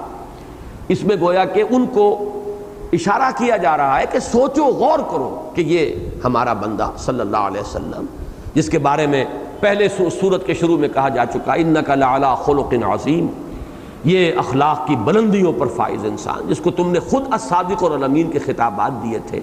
اب یہ اگر یہ کلام تمہارے سامنے پیش کر رہے ہیں، اگر یہ شاعر ہوتے، کاہن ہوتے، تو تم سے کسی اجر کے اور کسی بدلے کے اور خلعتوں کے اور کسی اور طرح کے کسی بدلے کے امیدوار ہوتے. لیکن اگر یہ نہیں ہے تو سوچو، غور کرو، ہوش کے ناخن لو. ام تصلہم اجرا فہم من مغرم مثقلون، کیا اے نبی آپ ان سے کوئی اجرت طلب کر رہے ہیں کہ وہ اس کے تاوان کے بوجھ تلے دبے جا رہے ہیں؟ ام عندہم الغیب فہم یکتبون، یا کیا ان کے پاس غیب کا علم ہے جسے وہ لکھ رہے ہوں؟ وہی بات جو پہلے بھی آ چکی ہے، تمہارے پاس کوئی کتاب ہے، اس کتاب کے اندر تمہیں کوئی سند دی گئی ہے، یا کوئی غیب تک تمہاری رسائی ہے، وہاں سے تم یہ چیزیں جو ہے حاصل کر رہے ہو؟ یہ نوٹ کر لیجئے کہ یہ دو آیات جو کی تو اسی انداز میں سورۃ الطور میں بھی آئی ہیں، ایک حرف کا فرق نہیں۔ ام تصلہم اجرا فہم من مغرم مثقلون، ام عندہم الغیب فہم یکتبون، سورۃ الطور میں بھی یہ آیات ہے۔ اب اس کے بعد اب یوں سمجھیے، جس کو پچھلی مرتبہ میں نے کہا تھا کہ العود الی البد، یہ ایک اصطلاح ہے قرآن مجید کی بہت سی صورتوں کے اندر، یہ آپ کو نظر آئے گا معاملہ کہ جس مضمون سے بات شروع ہوئی تھی اسی پر اس کا اختتام۔ مجنون کا تذکرہ، ما انت بنعمت ربک بمجنون، اس کیفیت میں حضور سے جو خطاب تھا دلجوئی کا انداز تھا، یہاں پر اب حضور سے دوبارہ خطاب ہو رہا ہے، العود الی البد فاصبر لحکم ربک، اے نبی آپ صبر کیجئے۔ اور یہاں صرف صبر نہیں، اس کے بعد لام آیا لحکم ربک، اپنے رب کے حکم کا انتظار کیجئے۔ یہاں صبر کی ایک خاص کیفیت ہے کہ جو رسولوں کے بارے میں اللہ تعالیٰ کا ایک قانون ہے، اس کو جانیں گے تب سمجھ میں آئے گی۔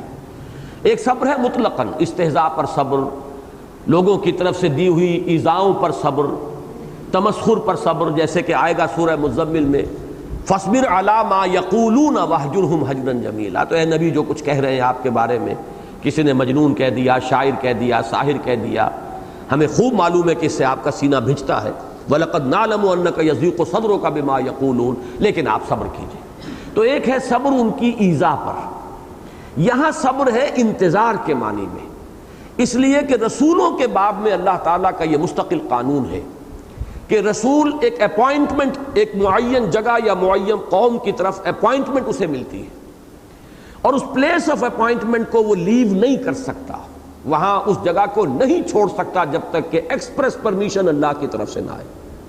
صرف یہ قانون ہے کہ جس میں حضرت یونس علیہ السلام سے اپنی حمیت و غیرت حق کے غلبے کی وجہ سے ایک خطا ہوئی ہے، اس کا ذکر کیا جا رہا ہے کہ جب تک کہ اللہ کی طرف سے اجازت نہ آئے، ہوتا ہے نا کہ یہ لوگ نہیں سنتے تو دفع ہو، یہ لوگ اگر توجہ کرنے کے لیے تیار نہیں ہے تو میری کوئی غرض تو نہیں ہے، یہ انداز نہیں۔ آپ اللہ کے رسول ہیں، آپ اللہ کی طرف سے مامور ہیں، آپ اپنی مرضی سے یہ دعوت و تبلیغ نہیں کر رہے، آپ مامور من اللہ ہیں، اللہ کی طرف سے معین کیے گئے۔ اور جیسے کہ آپ کو معلوم ہے آج کل بھی ہماری سول سروس کا معاملہ یہی ہے، جو اہم عہدے ہوتے ہیں ان میں کوئی شخص جو ہے بغیر اجازت کے اپنی جگہ نہیں چھوڑ سکتا، چاہے یہ کہ ہر وقت 24 گھنٹے کی ڈیوٹی نہیں ہے، لیکن یہ کہ اسٹیشن لیو نہیں کر سکتا، وہ اسے رہنا ہے اسی جگہ پر۔ تو رسول، نبی کی بات یہ نہیں ہے، رسول کی بات ہے۔ رسول معین کسی قوم یا کسی علاقے کی طرف بھیجا جاتا ہے، الی مدین اخاہم شعیبا، الی عاد اخاہم ہودا، الی ثمود اخاہم صالحا، اذهب الی فرعون انہ طغی۔ اب یہ جو تعین ہو جاتا ہے، یہی اپوائنٹمنٹ جو ہے، یہی در حقیقت رسالت کی اصل حقیقت ہے۔ نبی رسول بنتا ہے اس وقت جب کہ اسے تعین کے ساتھ کسی علاقے یا کسی قوم کی طرف بھیج دیا جائے، اب وہ رسول ہے، بھیجا ہوا ہے اللہ کا، اور وہ جگہ نہیں چھوڑ سکتا، چاہے استہزاء ہو، تمسخر ہو، وہ جان لینے کے درپے ہو جائیں، وہ ہلاک کرنے کا فیصلہ کر لیں، جگہ چھوڑ کے نہیں جا سکتا، آپ کو وہیں رہنا ہے جب تک کہ اللہ تعالیٰ کی طرف سے اجازت نہ آ جائے۔ چنانچہ روایات سے، سیرت کی روایات سے ثابت ہے یہ کہ حضور نے مدینے کی طرف ہجرت کرنے کے لیے صحابہ کو اجازت دے دی تھی، اذن عام تھا، جاؤ، قافلہ در قافلہ لوگ جا رہے ہیں، خود منتظر تھے۔ آپ نے سیرت میں پڑھا ہوگا کہ حضرت ابوبکر صدیق سوال کرتے رہتے تھے، انہوں نے 2 اونٹنیوں کا خاص طور پر اہتمام کیا ہوا تھا، اسے کھلا پلا کے انہیں فرما کیا ہوا تھا کہ اب ہمیں جب حکم ہوگا تو میں حضور کی معیت میں ہوں گا، آپ کے ساتھ جو ہے رفاقت اختیار کروں گا، 2 اونٹنیاں تیار کی ہوئی۔ وہ پوچھ رہے بار بار، حضور اجازت آ گئی؟ نہیں۔ اجازت ہو گئی؟ نہیں۔ اجازت آ گئی؟ نہیں۔ اچانک حضرت عائشہ فرماتی ہے کہ ایک روز عین دوپہر کے وقت حضور اپنے چہرے کو ڈھانپے ہوئے تشریف لا رہے، تو یہ بڑی ایک غیر معمولی بات تھی، دوپہر کے وقت عرب میں کہیں ایک دوسرے کو وزٹ کرنا جو ہے، نہ اس وقت روایت تھی نہ آج روایت ہے، یہ ان کے ہاں جو ان کی سماجی روایات ہیں بہت برا سمجھا جاتا ہے اس وقت کسی کا کسی جگہ آنا. وہ گویا کہ قیلولے کا وقت ہے، آرام کا وقت ہے. وہ موسم جو بھی ان کا ہے اس کے اعتبار سے وہ ان کی تہذیب کا ایک جز بن چکا ہے.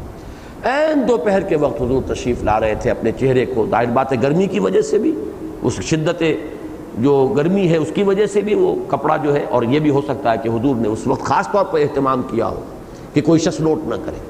جب آئے اور حضور نے فرمایا کہ ذرا تخلیہ کر لو، حضرت ابوبکر نے عرض کیا کہ یہاں تو کوئی نہیں ہے، یہ حضرت عائشہ سے نکاح تو ہو ہی چکا تھا، یہ آپ کی اہل ہے اور کوئی اور نہیں ہے. پھر آپ نے فرمایا اجازت آ گئی. تو پھر حضرت ابوبکر نے بہت خوش ہو کر، یہ واقعہ بہت دلچسپی کا ہے کہ بہت خوش ہو کر جیسے کہ شاباش ملے گی. اب حضور کو پہلے نہیں بتایا ہوا تھا، جیسے کہ ہوتا ہے کہ کوئی بھی آدمی جو ہے، کوئی خادم وہ کسی کو اپنے جو بھی ممدوح اور مخدوم ہے اس کو خوش کرنے کے لیے وہ اندر ہی اندر اہتمام کر رہا ہوتا ہے. تو انہوں نے عرض کیا کہ میں نے 2 اونٹنیاں تیار کی ہوئی ہیں، انہیں خوب کھلا پلا کے فرما کیا ہوا ہے. اس پر حضرت حضور نے فرمایا صلی اللہ علیہ وسلم کہ ٹھیک ہے، لیکن ایک کی قیمت میں ادا کروں گا. اور اس پر حضرت ابوبکر رو پڑے کہ حضور کیا یہ جان اور مال آپ کے سوا کسی اور کے لیے؟ یعنی یہ مجھ سے بھی یہ مغایرت آپ برت رہے ہیں. اب یہ معاملہ غیرت اور حمیت کی بات ہے. حضور صلی اللہ علیہ وسلم جو ہے احسان مندی وہ پسند نہیں فرماتے تھے کسی کی. حضرت ابوبکر کے بارے میں تو اگرچہ گواہی دی ہے آمن الناس برمولائے ماں، کہ مجھ پر جس کسی کا بھی کوئی احسان ہے میں نے اس کا بدلہ چکا دیا ہے سوائے ابوبکر کے کہ اس کے احسانات کا بدلہ اللہ ہی چکائے گا.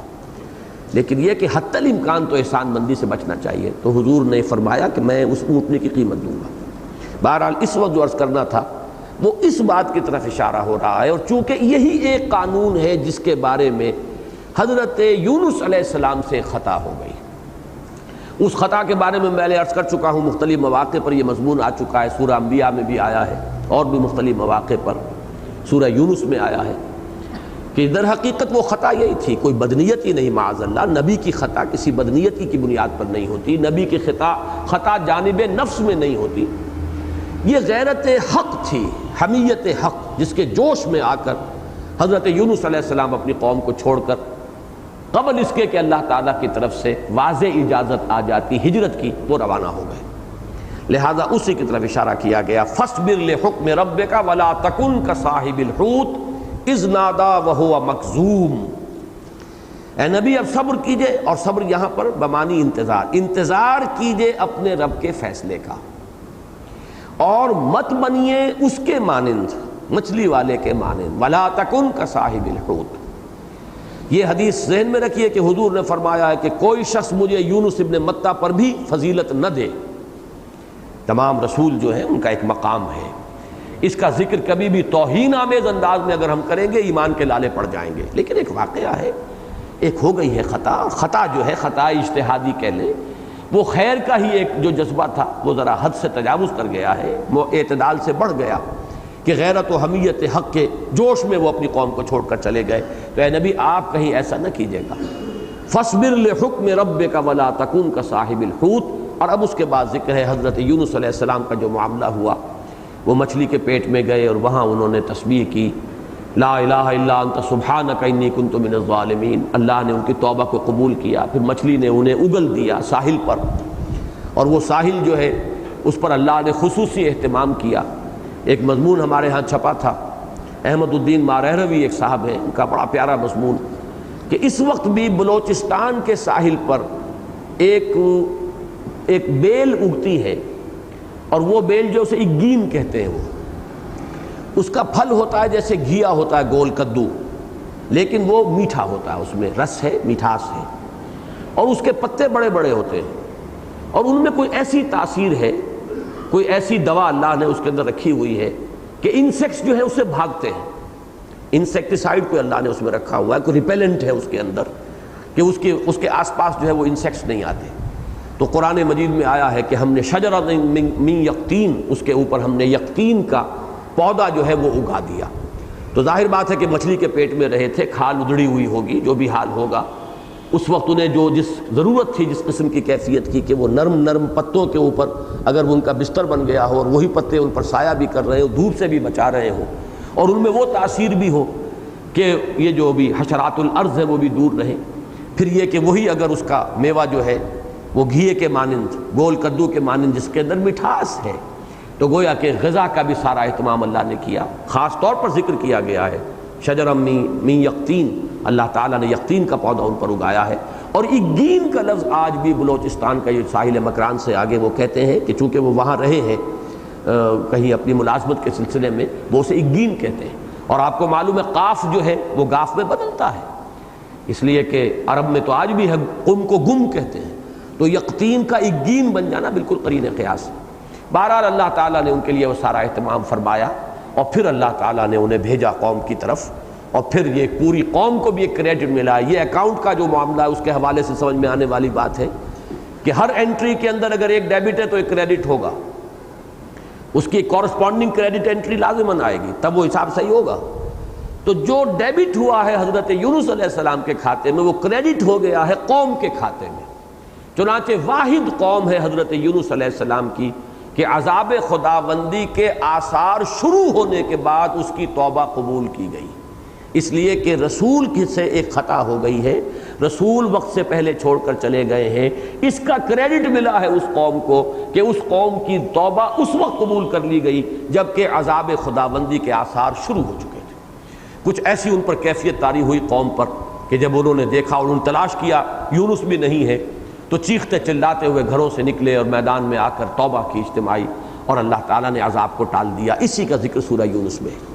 بہرحال یہاں فرمایا اے نبی اپنے رب کے حکم کا یا اپنے رب کی اجازت کا انتظار کیجئے، اور اس مچھلی والے کے مانند نہ ہو جائیے جس نے ہمیں پکارا تھا۔ اذ نادا، یہ ندا وہ ہے لا الہ الا انت سبحانک انی کنت من الظالمین، وہو مکظوم، کظم کہتے ہیں کسی چیز کو پی جانا اندر ہی اندر، کاظمین الغیظ۔ تو مکظوم سے یہاں پہ ایک نقشہ لایا جا رہا ہے کہ غم سے، رنج سے، صدمے سے، وہ جو ایک احساس ہوتا ہے کہ مجھ سے خطا ہوئی ہے، یہی تو توبہ کی اصل روح ہے، پشیمانی، صدمہ، رنج کہ یہ مجھ سے کیا خطا ہو گئی۔ لا الہ الا انت سبحانک انی کنت من الظالمین، جس کیفیت کے ساتھ یہ تسبیح کر رہے تھے اس کو فرمایا وہو مکظوم، لولا ان تدارکہ نعمت من ربہ لنبذ بالعراء وہو مسموم، اگر اس کی رب کی نعمت اور اس کے رب کے احسان نے اس کی دستگیری نہ کی ہوتی تو وہ پھینک ہی دیا گیا تھا چٹیل میدان میں، مذمت زدہ۔ اللہ تعالیٰ کی طرف سے پکڑ آئی تھی، اللہ تعالیٰ کی طرف سے ایک سزا تھی، مذمت تھی، اس حال میں وہ اس چٹیل میدان کے اندر جو ہے وہ پھینک دیا گیا تھا۔ لیکن یہ کہ تدارکہ نعمت من ربہ، اللہ کی نعمت، اللہ کا فضل و کرم، اللہ کی رحمت ان کے شامل حال ہوئی، اس کی دستگیری کی، اس کو پا لیا اس نے۔ فاجتباہ ربہ فجعلہ من الصالحین، تو پھر اللہ نے اسے پھر پسند فرما لیا، اللہ تعالیٰ نے خطا سے درگزر فرمایا، ان کی جو بھی خطا تھی اس کو معاف فرمایا، فاجتباہ، پھر اسے چن لیا، پسند فرما لیا، پھر اپنے برگزیدہ بندوں میں کر دیا، فجعلہ من الصالحین، اور اسے اپنے صالح بندوں میں سے۔ اور یہ در حقیقت یہ چونکہ من الصالحین کا لفظ جو ہے یہ رسولوں کے لیے بھی آتا ہے، رسولا نبیا من الصالحین، حضرت یحییٰ علیہ السلام کے بارے میں آیا ہے، تو یہ گویا کہ اس زمرے میں دوبارہ شریک کر دیا۔ وَإِن يَكَادُ الَّذِينَ كَفَرُوا لَيُزْلِقُونَكَ بِأَبْصَارِهِمْ لَمَّا سَمِعُوا الذِّكْرَ، اور تلے ہوئے ہیں یہ کافر۔ ان یکادو، یہ انا ہے، مخفف ہے یہ در حقیقت انا، یقیناً یکادو قریب ہونا، تل جانا، یقیناً تلے ہوئے ہیں یہ کافر، لَيُزْلِقُونَكَ بِأَبْصَارِهِمْ، کہ آپ کو اپنی نگاہوں سے متزلزل کر دیں، نگاہوں سے آپ کے پائے ثبات میں جنبش پیدا کر دیں، لغزش پیدا کر دیں۔ یہ زلق کا لفظ آتا ہے پھسلنے کے لیے، سعیداً زلقا، ایسا چٹیل میدان جس میں کہ انسان پھسل جاتا ہو اور کوئی رکاوٹ نہ ہو، فرکشن نہ ہو۔ ازلاق یہاں سے آیا ہے باب افعال سے، کسی کو پھسلا دینا، ڈگمگا دینا، کسی کے صبر و ثبات میں لغزش پیدا کر دینا، کہ اے نبی یہ تلے ہوئے ہیں کہ آپ کو اپنی نگاہوں کے ذریعے سے آپ کے پائے ثبات میں، آپ کے صبر کے اندر، استقلال میں یہ ایک تزلزل پیدا کر دیں۔ وَإِن يَكَادُ الَّذِينَ كَفَرُوا لَيُزْلِقُونَكَ بِأَبْصَارِهِمْ، اپنی نگاہوں سے، لَمَّا سَمِعُوا الذِّكْرَ، جبکہ یہ سنتے ہیں ذکر کو۔ یہ الذکر جو ہے قرآن مجید، جب آپ قرآن پڑھ کر انہیں سناتے ہیں تو وہ گھورتے ہیں آپ کو، اور وہ گویا کہ وہ چاہتے ہیں کہ آپ کو اپنے موقف سے ہٹا دیں، آپ کے صبر و ثبات کے اندر لغزش پیدا کر دیں۔ اب اس کے دو مفہوم ہیں جو لیے گئے ہیں۔ ایک مفہوم تو یہ کہ گھور کر دیکھنا، اور جس طریقے سے آپ کہتے ہیں کہ وہ مجھے اس طرح دیکھ رہا تھا جیسے کہ مجھے کھا جائے گا، یہ گھور کر دیکھنے کا انداز جو ہے جس میں غیظ ہو، غضب ہو، غصہ ہو، بیزاری ہو۔ ایک تو یہ کہ اس کو ہم اس لغوی مفہوم کے اوپر اس کو محمول کریں۔ اس کی ایک مثال موجود ہے سورہ حج میں، یہ جو اس کا آخری رکوع ہمارے منتخب نصاب میں شامل ہے، اس سے پہلی آیت ہے، وَإِذَا تُتْلَىٰ عَلَيْهِمْ آيَاتُنَا بَيِّنَاتٍ، جب انہیں ہماری آیات، روشن آیات پڑھ کر سنائی جاتی ہیں، تَعْرِفُ فِي وُجُوهِ الَّذِينَ كَفَرُوا الْمُنكَرَ، تو تم دیکھتے ہو ان کافروں کے چہروں کے اندر بڑی بیزاری اور ناگواری کا احساس۔ یکادون یسطون بالذین یتلون علیہم آیاتنا، ایسے لگتا ہے کہ قریب ہے کہ وہ پل پڑیں گے، ٹوٹ پڑیں گے، حملہ آور ہو جائیں گے ان لوگوں پر جو انہیں ہماری آیات پڑھ کر سنا رہے ہیں۔ تو یہ جو انداز ہوتا ہے بیزاری کا، غصے کا، غیظ کا، غضب کا، تو گویا کہ اسی کو یہاں تعبیر کیا ہے کہ وَإِن يَكَادُ الَّذِينَ كَفَرُوا لَيُزْلِقُونَكَ بِأَبْصَارِهِمْ لَمَّا سَمِعُوا الذِّكْرَ، جب یہ آپ ذکر انہیں سنا رہے ہوتے ہیں تو ان کے غیظ اور غضب اور بیزاری اور غصے کا یہ عالم ہوتا ہے، اور اس طرح آپ کو کھا جانے والی نگاہوں سے دیکھتے ہیں کہ گویا کہ آپ کو پھسلا دیں گے، گرا دیں گے، آپ کی قوت ارادی کو کچل کر رکھ دیں گے۔ لیکن اسی کا ایک مفہوم اور بھی ہے، اور وہ بعض روایات سے معلوم ہوتا ہے، اور وہ بھی قرین قیاس ہے، کوئی وہ یعنی خلاف عقل نہیں ہے، کہ یہ جو نگاہ کے ذریعے سے کسی کی قوت ارادی کو متزلزل کر دینا، یہ کچھ کاہن قسم کے لوگوں کا یہ ہمیشہ سے ایک طریقہ رہا ہے۔ یہ مشق کرتے رہتے ہیں یہ لوگ کہ اپنی آنکھوں کے اندر اپنی قوت ارادی کو مرتکز کر لیں، جمع کر لیں۔ آنکھ نہ جھپکنے کا مقابلہ بھی آپ کو معلوم ہے ہوتا ہے، یہ قوت ارادی کی در حقیقت علامت ہے۔ پھر اس مقابلے کے اندر یہ ہے کہ آپ برو بیٹنگ جس کو کہتے ہیں، اس کے ذریعے سے کسی کے اوپر غالب آنے کی کوشش۔ تو اس کے لیے یہ ہے کہ وہ نگاہ لگانا، نظر لگانا، اور اس سے آپ کی صلی اللہ علیہ وسلم اس قوت ارادی کو مزمحل کرنا، آپ کے صبر و ثبات کو کچلنے کی کوشش کرنا۔ تو ہو سکتا ہے، اور اس کی بعض روایات میں اس کا ذکر موجود ہے کہ باقاعدہ کچھ کاہنوں کی خدمات حاصل کی گئی تھی۔ یہ بلکہ مولانا اصلاحی صاحب نے ہمیں ایک دفعہ بتایا تھا، وہ کہتے تھے میں نے یہ مشقیں کی ہوئی ہیں، اور آپ بھی اگر کرنا چاہیں تو کریں، اس سے آپ کو پتہ چل جائے گا کہ یہ مشقیں ہوتی ہیں کہ پچھلے پہر رات کو نہا دھو کر سفید براق لباس پہن کر آپ بیٹھے، اور سفید کسی کپڑے کے اوپر ایک نقطہ یہ لگائیں اور نگاہ کو اس پر مرتکز کریں، اس کی مشق کریں، نگاہ کو ایک نقطے پر مرتکز کرنے کی۔ اس کے بعد وہ کہتے ہیں کہ اسی سے، اس نگاہ ہی سے اس نقطے کو اٹھائیں۔ یہ مشق ہوتے ہوتے واقعتاً یہ ہو جاتا ہے کہ وہ نقطہ اٹھتا ہے، بالفعل اٹھتا ہے۔ اور یہ نفسیاتی ایکسرسائزز ہیں، یہ ہمارے جو بھی اس قسم کے لوگ، ملنگ قسم کے لوگ، اور یہاں ہندوستان میں جو یہ سادھو اس قسم کی ورزشیں کر کے اور اس کے پھر شعبدے دکھا کر لوگوں کو متاثر کیا کرتے تھے، تو یہ انہونی باتیں نہیں ہیں۔ آج کل آپ کو معلوم ہے مسمرزم ہے، وہ سارا کا سارا آنکھ ہی کا تو سارا وہ کرشمہ ہے، اسی قوت ارادی کو اپنی آنکھ کے اندر مجتمع کر کے، اور اس کے ساتھ یہ سارے کے سارے معاملات آج بھی کیے جاتے ہیں۔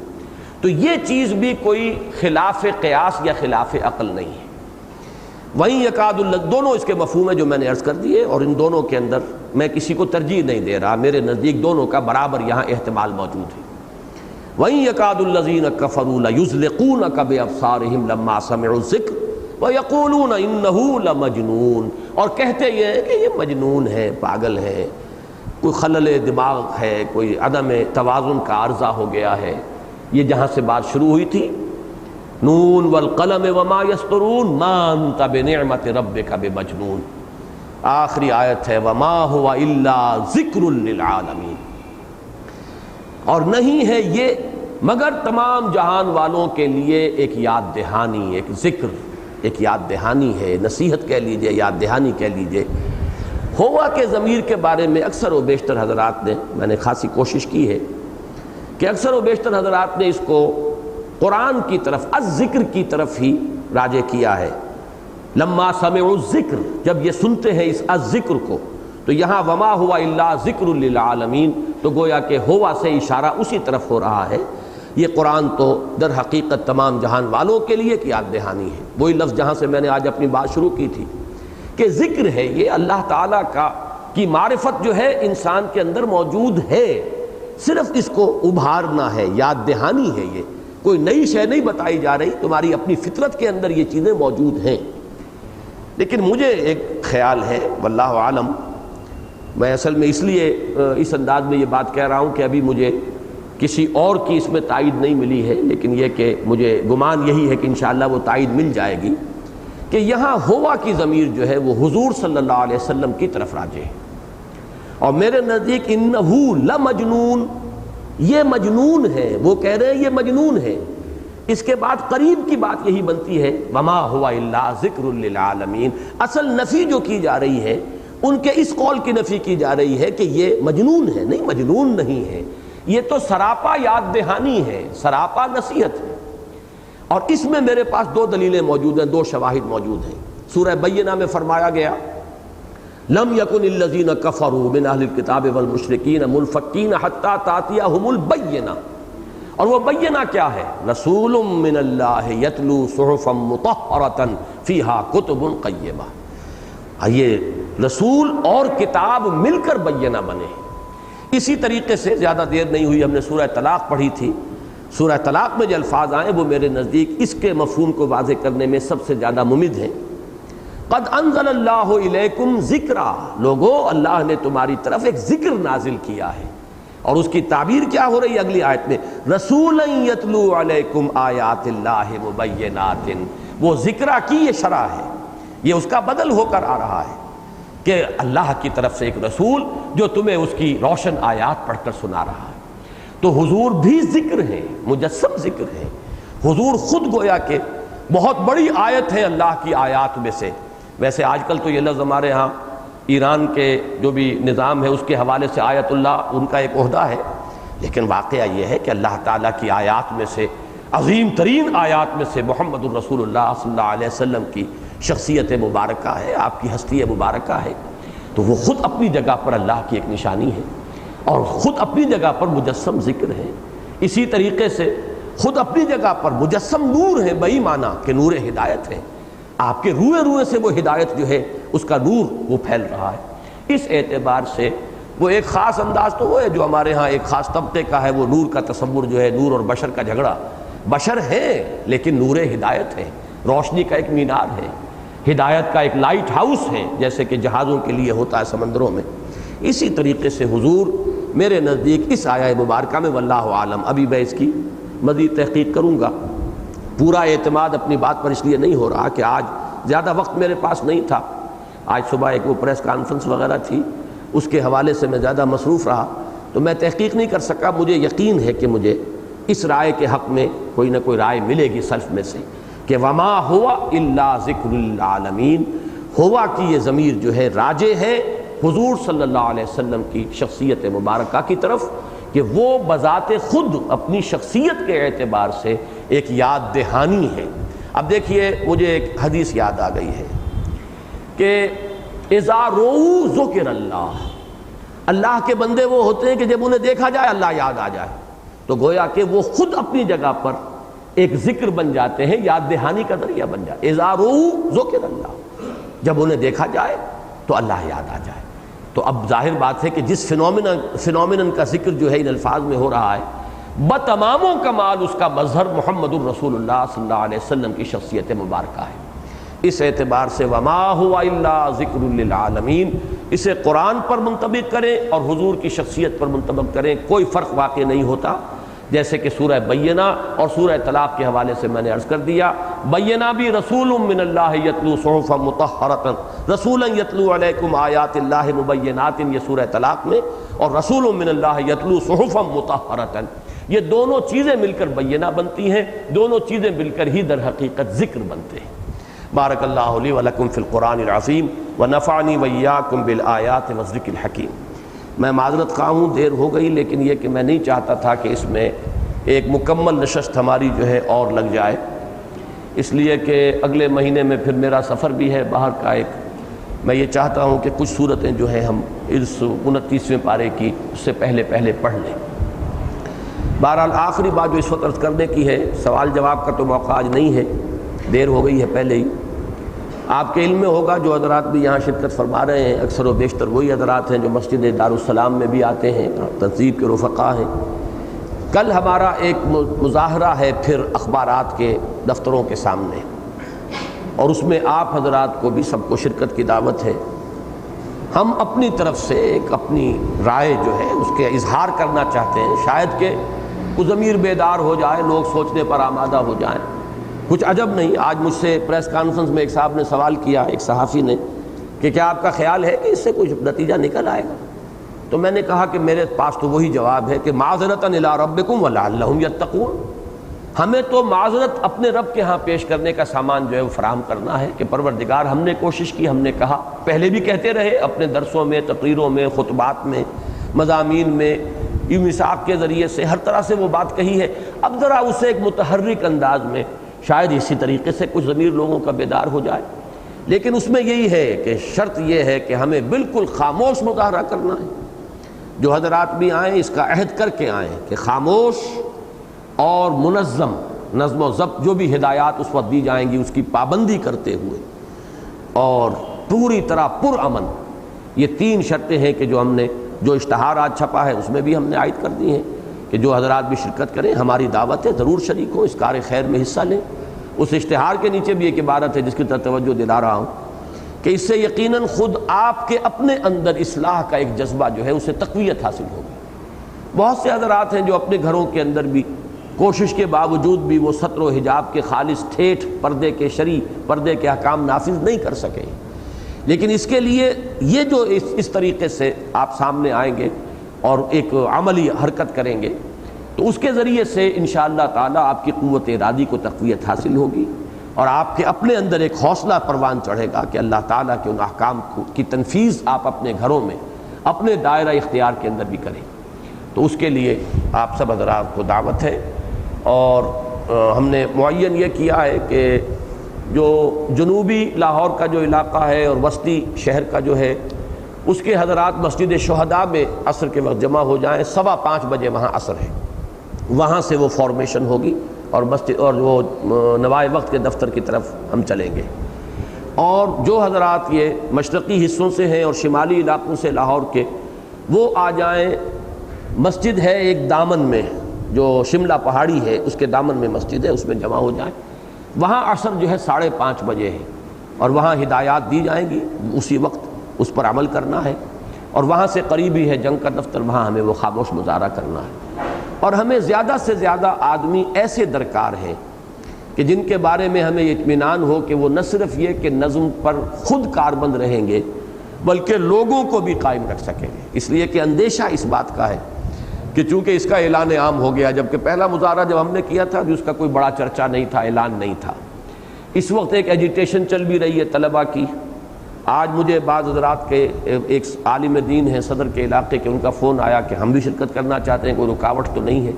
میں نے کہا کوئی رکاوٹ نہیں ہے سوائے اس رکاوٹ کے کہ یہ 3 باتیں ہیں اس کی کرنے کے، ہم اس کی پابندی کریں گے، لیکن یہ کہ چونکہ ان حضرات کا عام طور پر وہ انداز نہیں ہے، اس کی عادت نہیں ہے، لہٰذا ہمیں زیادہ نفری درکار ہوگی ایسے حضرات کی کہ جو خود نظم کی پابندی کرنے والے اور دوسروں کو بھی گویا کہ کنٹرول کرنے میں مدد دے سکے۔ لہذا آپ میں سے میں تو چاہوں گا کہ ہر شخص جو ہے اس کے لیے وقت نکالے، اور یہ ہماری طرف سے معذرتاً الی ربکم ولعلہم یتقون، کیا پتہ ہمیں اللہ تعالیٰ دلوں کو بدل دیتا ہے، وہ بات جو پہلے ان کے سامنے آئی ہو اور مؤثر نہ ہوئی ہو، کچھ پتہ نہیں کس وقت وہ بات جو ہے اثر انداز ہو جاتی ہے۔ ہم کیسے یقین کے ساتھ کہہ سکتے ہیں کہ کوئی نتیجہ نہیں نکلے گا؟ نتیجہ اللہ کے ہاتھ میں ہے۔ کوئی اور خاص بات تو نہیں کہنی ہے؟ میاں صاحب کہاں ہیں؟ اور عبد الخالق ٹھیک ہے؟ سبحانک اللہم و بحمدک نشہد ان لا الہ الحمد للہ وکفی والصلاة والسلام علی عبادہ الذین اصطفی خصوصاً علی افضلہم وخاتم النبیین محمد الامین وعلی آلہ وصحبہ اجمعین، اما بعد۔ آج ہمیں سورۃ الحاقہ کا مطالعہ کرنا ہے۔ میری خواہش یہ تھی کہ اس سورہ مبارکہ کی قرأت کا ایک بہت عمدہ ریکارڈ ہمارے پاس تھا۔ قاری محمد عبد الباسط عبد الصمد کا، مرحوم ہو گئے ہیں اب وہ، اور وہ قرأت بھی ان کی دور جوانی کی تھی جب آتش جوان تھا۔ آج تو وہ ہم حاصل نہیں کر پائے ہیں، انشاءاللہ اگلے درس سے پہلے وہ ریکارڈ میں آپ کو سنواؤں گا، اس سے آپ کو اندازہ ہوگا کہ قرآن